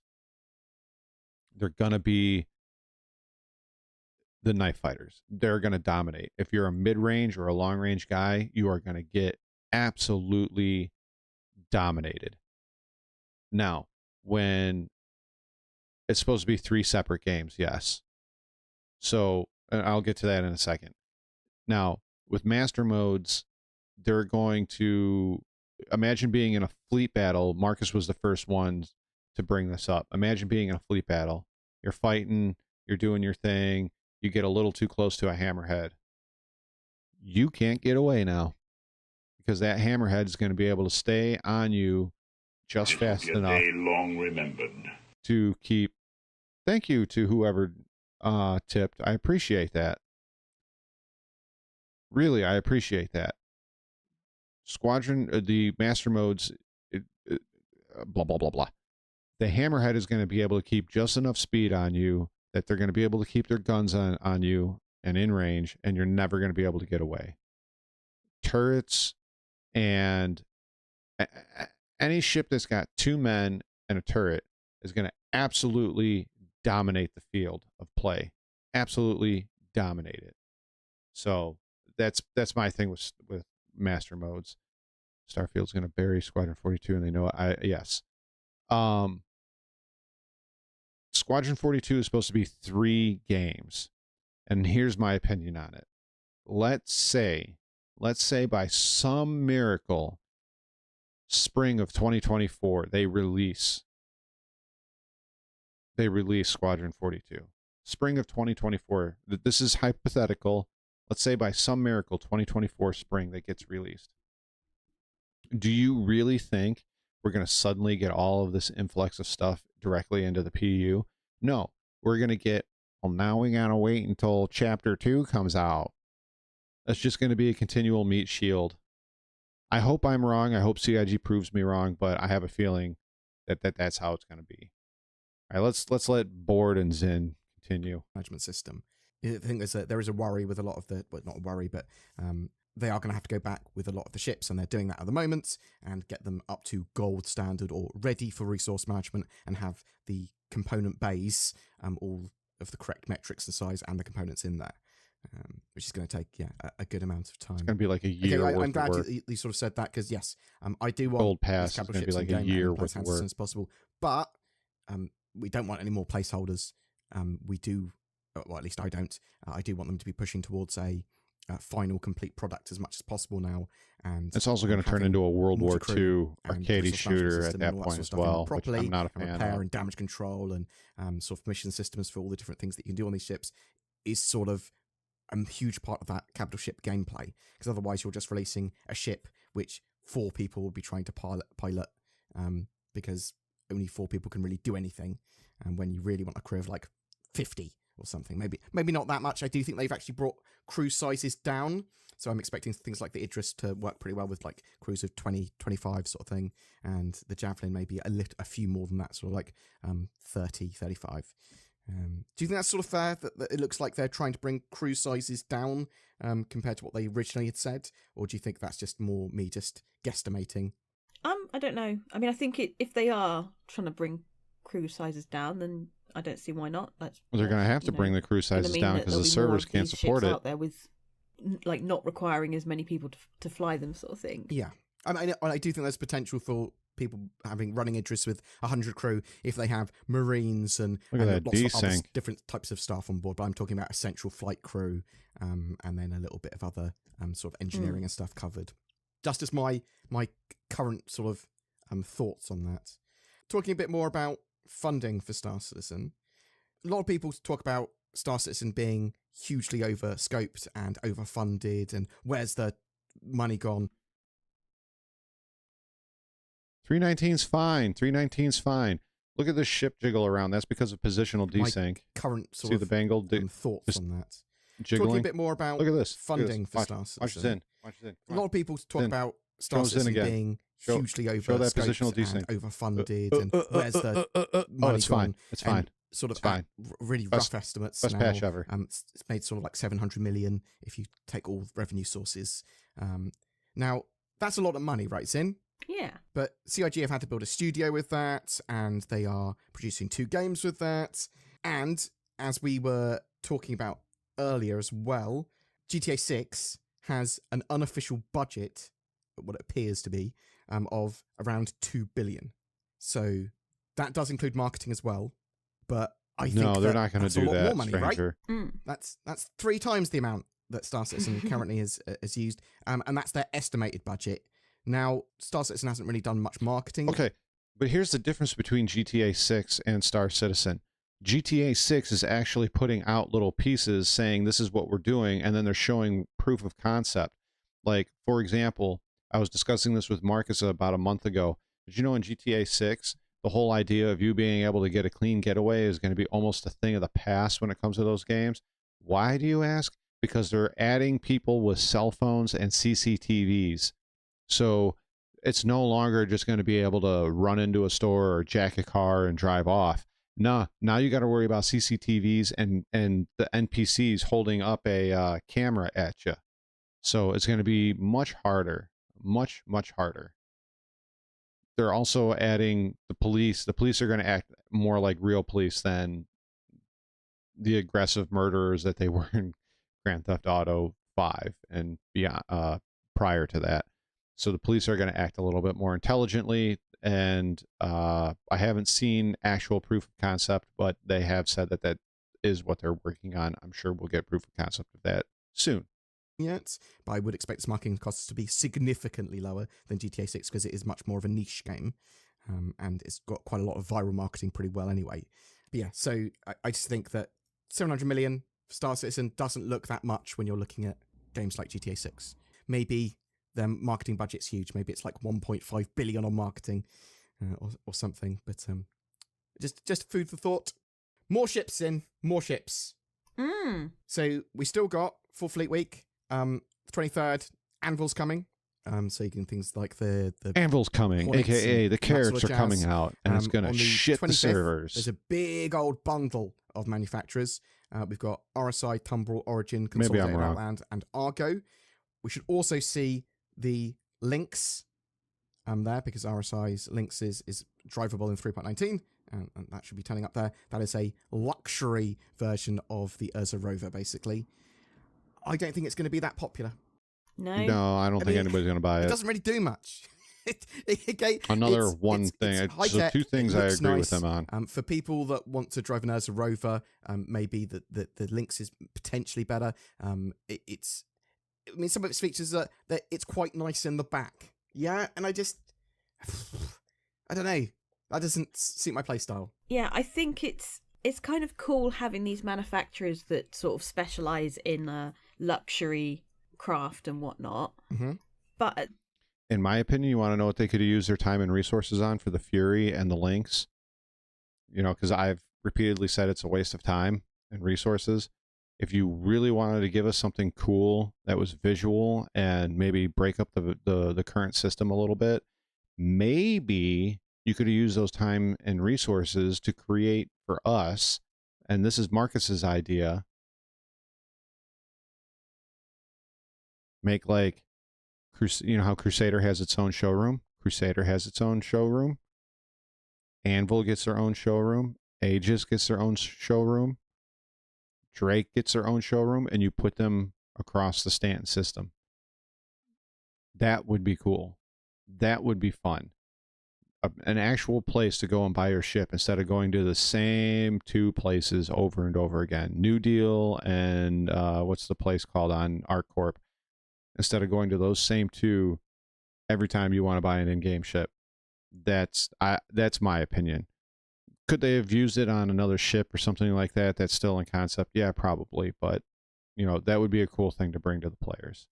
At the end of the day, we're the ones playing the game, and people don't really care about luxury. It doesn't make a difference. It's merely an aesthetic. You know, we're not sitting there playing the game and our characters are actually more comfortable. You know, it has no gameplay. What if they were? What if they were more comfortable? What if they were? That's What if also they could get a true, buff? Mason. Yeah. Buff. Oh, I'm so comfortable getting out of my luxury craft. But the argument back to that, though, is, you know, Rockstar doesn't let us play an alpha. They only let us play a closed beta and then an open beta, which is true. And I understand that people say that this is an alpha, but I think it stopped being an alpha a few years ago, and this is a live service game. That's just my opinion. So there are going to be people that do enjoy that, because obviously aesthetics are important to some people, and they're important. They're important to all of us to a degree. Right? Like I want to have a base exactly, that is in a nice area. Like I want to be able to step out of my base and go, oh, that's pretty. And role players especially, they're going to be lapping it up in the back of a Lynx, right? And for people that want that more luxury experience, like with the Phoenix, it sort of matches the brand, it all comes together as a nice little package, and it's going to be useful to some people. I mean, it's going to have benefits. Come on, run around in the expo hall. It's going to like be high tech and might be a bit faster, might have a better shield or whatever. But yeah, I mean, I'm not a massive fan of the Ursa rover anymore either, I suppose is what it is, because I'd rather have like I don't know, ground vehicle wise, a blister or and maybe not a ballista, Centurion, or maybe something just a bit smaller, like a tumble cyclone or something. What does Centurion do for you? Centurions are kind of worthless. If you love it, great. If you don't, yeah. We also have the Storms in. Dun dun dun. Yeah. So that's the concept single-person blitz tank, which looks a bit like the Scorpion from Halo. We've talked about it before. Oh, yeah, yeah. The light tank. That looks like it's going to be released on the 25th as well. And there might be That'll some other probably surprises throughout Fleet Week. We've got Drake Defense know Con my on the opinion on it, 27th, though. which is all the Drake ships. I love Drake stuff. You can also potentially buy yourself a Kraken or Privateer then. But again, concept, don't know when they're going to be out. And from the 27th onwards, I believe that you can rent all ships from the kiosks at, at Drake Defense Con, all the ships that were previously at the expo. And then on the 29th onwards is the finale. And I think it's basically the same from the 27th onwards. You know, you can catch them with a tractor beam too. Start to show off FPS gear. I think vaguely last year, that's what they did. Are you excited for anything more during Fleet Weeks in? Are you like going, oh, I want to rent some stuff at Drake Defense Con? Or are you looking forward to seeing the Links in the Storm? No, I mean, I'm interested to see more about the Storm. I think that'll be interesting. That's sort of your kind of ground vehicle, is it? Single person blitz tank? No, but I think it'll be interesting for ground combat. The tank is an interesting one. Yeah. I'm not sure I would like before, buy I'd rather it, just sit in a turret if possible. but I would buy it in would I. I'm game. quite lazy. I like shooting. I don't always like thinking where I'm going. Take me somewhere good. Okay. I do want ground combat in Star Citizen to have a bit more meat to its bones. At the moment, there's very little, although there's a bit more, but there's very little reason to do ground combat and bring ground vehicles, and there's a bit faffy bringing them. But they are sort of, with the sort of like Ghost Hollow PvP mission. Look at that NPC like rising into the air. Sort of starting to bring some of this vehicular combat more to the forefront of the game, which is good. I just need a lot more reason to do that, and reasons to. I agree, Marcus. Better turret defenses, environmental hazards, EMPs, things like that. Talking about some 3.19 type stuff though. Yeah, but there's a couple of ground vehicles that do have an EMP. Well, there's one ground vehicle that has an EMP. So, genuinely think that's great fun. You quite enjoyed the salvage stuff. I know it's pretty chill. Yeah, it was good. It's just a nice PvE experience. We are going to be doing some of the larger timed ones, so some of the bigger ships, some sort of fleets of ships that are there, and you've got like half an hour or so to get as much salvage as you can before potentially the cops will turn up. Are you going to bring your own ship this time? Yeah, so especially we're doing the timed ones, we'll need to. Well, I bought a Vulture on one of my other accounts to do salvage, but it hasn't allocated me the ship yet. So must be nice to have $175 to spend on an alt account. That's a little annoying, but I know they were having problems with 3.19 database stuff, so I'm not hating on the man. I'm just saying it must be nice. We're going to be playing some more 3.19 stuff, and probably after Fleet Week we'll be playing take a better look at the Ghost Hollow mission, some of the mining sort of updates. Hey, thank you for the real tip, terms, Cope Dealer. I appreciate some it. gameplay with that. Exploring sand caves to get some. Really, I appreciate it. Rock bugs. Thank you so much. Some of the new Jalonite. To the anonymous person that tipped earlier. Thank you. Played a little bit of Silica over the weekend. So much. Which is like Savage, if you played that sort of blended RTS first-person combat, or Natural Selection 2-ish. I want to play Roots of Patcher at some point when it's back on Steam. Although I think I'll probably buy a key off Steam and then it will probably still work. I sort of removed it from the Steam store because there was the publisher and the developers were having an argument, and it's Steam's policy to remove games, which is annoying. But yeah, thanks very much for watching. Say goodbye, Zin. All right. Goodbye, Zin. So I took serious, I don't want to say offense, but I think, hey, Crouch, I don't agree with what Board Gamer and Zin were saying. Let's go back to them saying that there's nothing wrong with 319 and everything's great, everything's fine. Everybody's just turning this in, everybody's just saying it to be negative. I don't agree with that at all. 319 it's been borderline terrible with the 30Ks, the frame rate issues, and the crash to desktops. I know everybody's experience differs, but with all the streamers I watch, with the gameplay that I do, the frames and the 30Ks and the crash to desktops have been, in my opinion, the latter two have been at an all-time high, and it's very disappointing. It's really disappointing. A lot of people are going to point at Fleet Week, they're going to point at the free fly, but in my opinion, it's not those events' fault. It's Star Citizen and the developers needing to do, as JT would say, do better. There's issues with the online portion, and they need to fix it. Other things that I disagree with that they said, they are very hyped up on the amount of money that Star Citizen is making during Fleet Week. I don't agree with them. You guys heard me say earlier, most of this money is going straight to Squadron 42. My opinion is I don't care about Squadron 42. Other people may have pledged for it. Other people may want it. I pledged for Star Citizen in the PU. You guys heard my story. I played 2 months and Squadron 42 would be brought up in global chat, and I had no idea that it was a separate game. I thought it was an acronym or them playing some sort of joke on each other with Squadron 42. I had no idea what it was. I don't care. I don't care for it. I just give me Star Citizen in the PU, please. Just give it to me.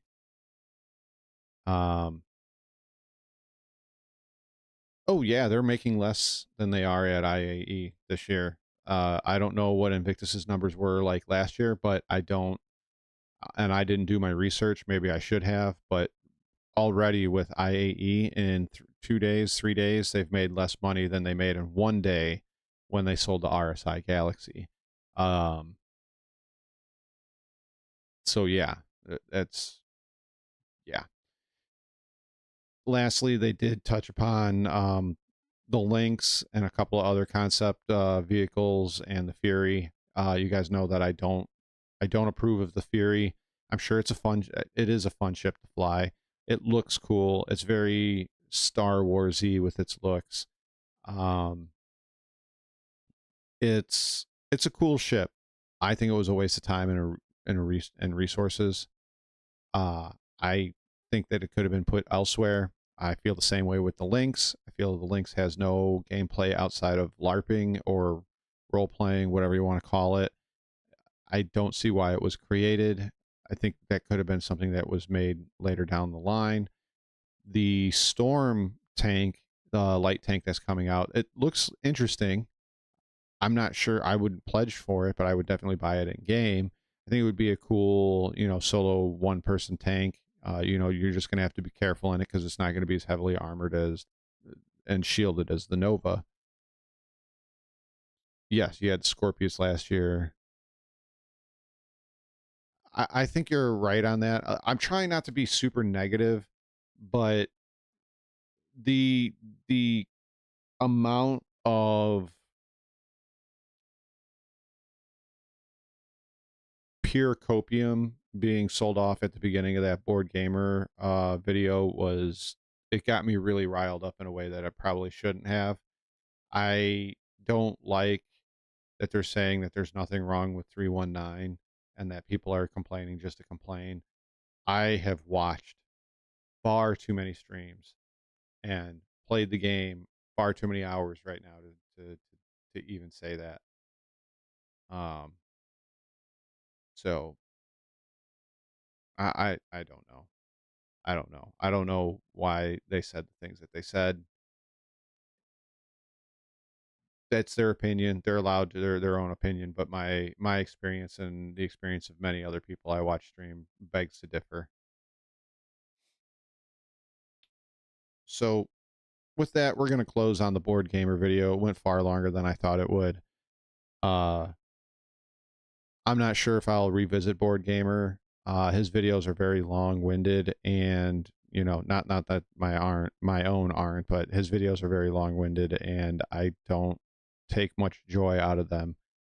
He's good for news, but I can't handle the high doses of copium at all. So with that, so long, and thanks for all the fish, and I'll catch you in the next video. All right, guys. It's been a fantastic morning, but I got to get it rolling. I got a daughter I got to go and take care of now, and a few things I got to get done before I got to go to work. I had a ton of fun this morning. an absolute ton of fun this morning. It's been great. You guys are awesome. Thanks, Crouch, Marcus, Coffin Stuffer, Stranger, JT, Mason, Jim. You guys are awesome. Pork Chop, all of you guys are absolutely awesome. I love doing these things with you guys. I like hearing your opinions on all of this stuff as well. If there's things that I didn't get to and you'd like to see, go ahead and hit me up in the comment section once this video posts up, and I read all my comments and try to comment back to all of them. And if there's something you'd like to, if there's something you would like me to discuss in a future Hot Take Tuna Tuesday, also leave that in the comment of this VOD or whatever it's called, and let me know what you would like to discuss about. I think I should make more community effort towards this so we can all discuss different things that we want to discuss. We all have different opinions, and we all have different, I don't know what you would call it, wants out of Star Citizen. So let's, if you guys want me to cover some other stuff, talk about some other stuff, hit up in the comment section of this Hot Take Tuna Tuesday, that once it gets published, hit anything that you want to talk about. You guys all have a great day, great afternoon, great evening, wherever you are at. And with that, I'm for real signing off this time. So long. Thanks for all the fish. Peace, everybody. And I'll see you in the next one. Later, guys.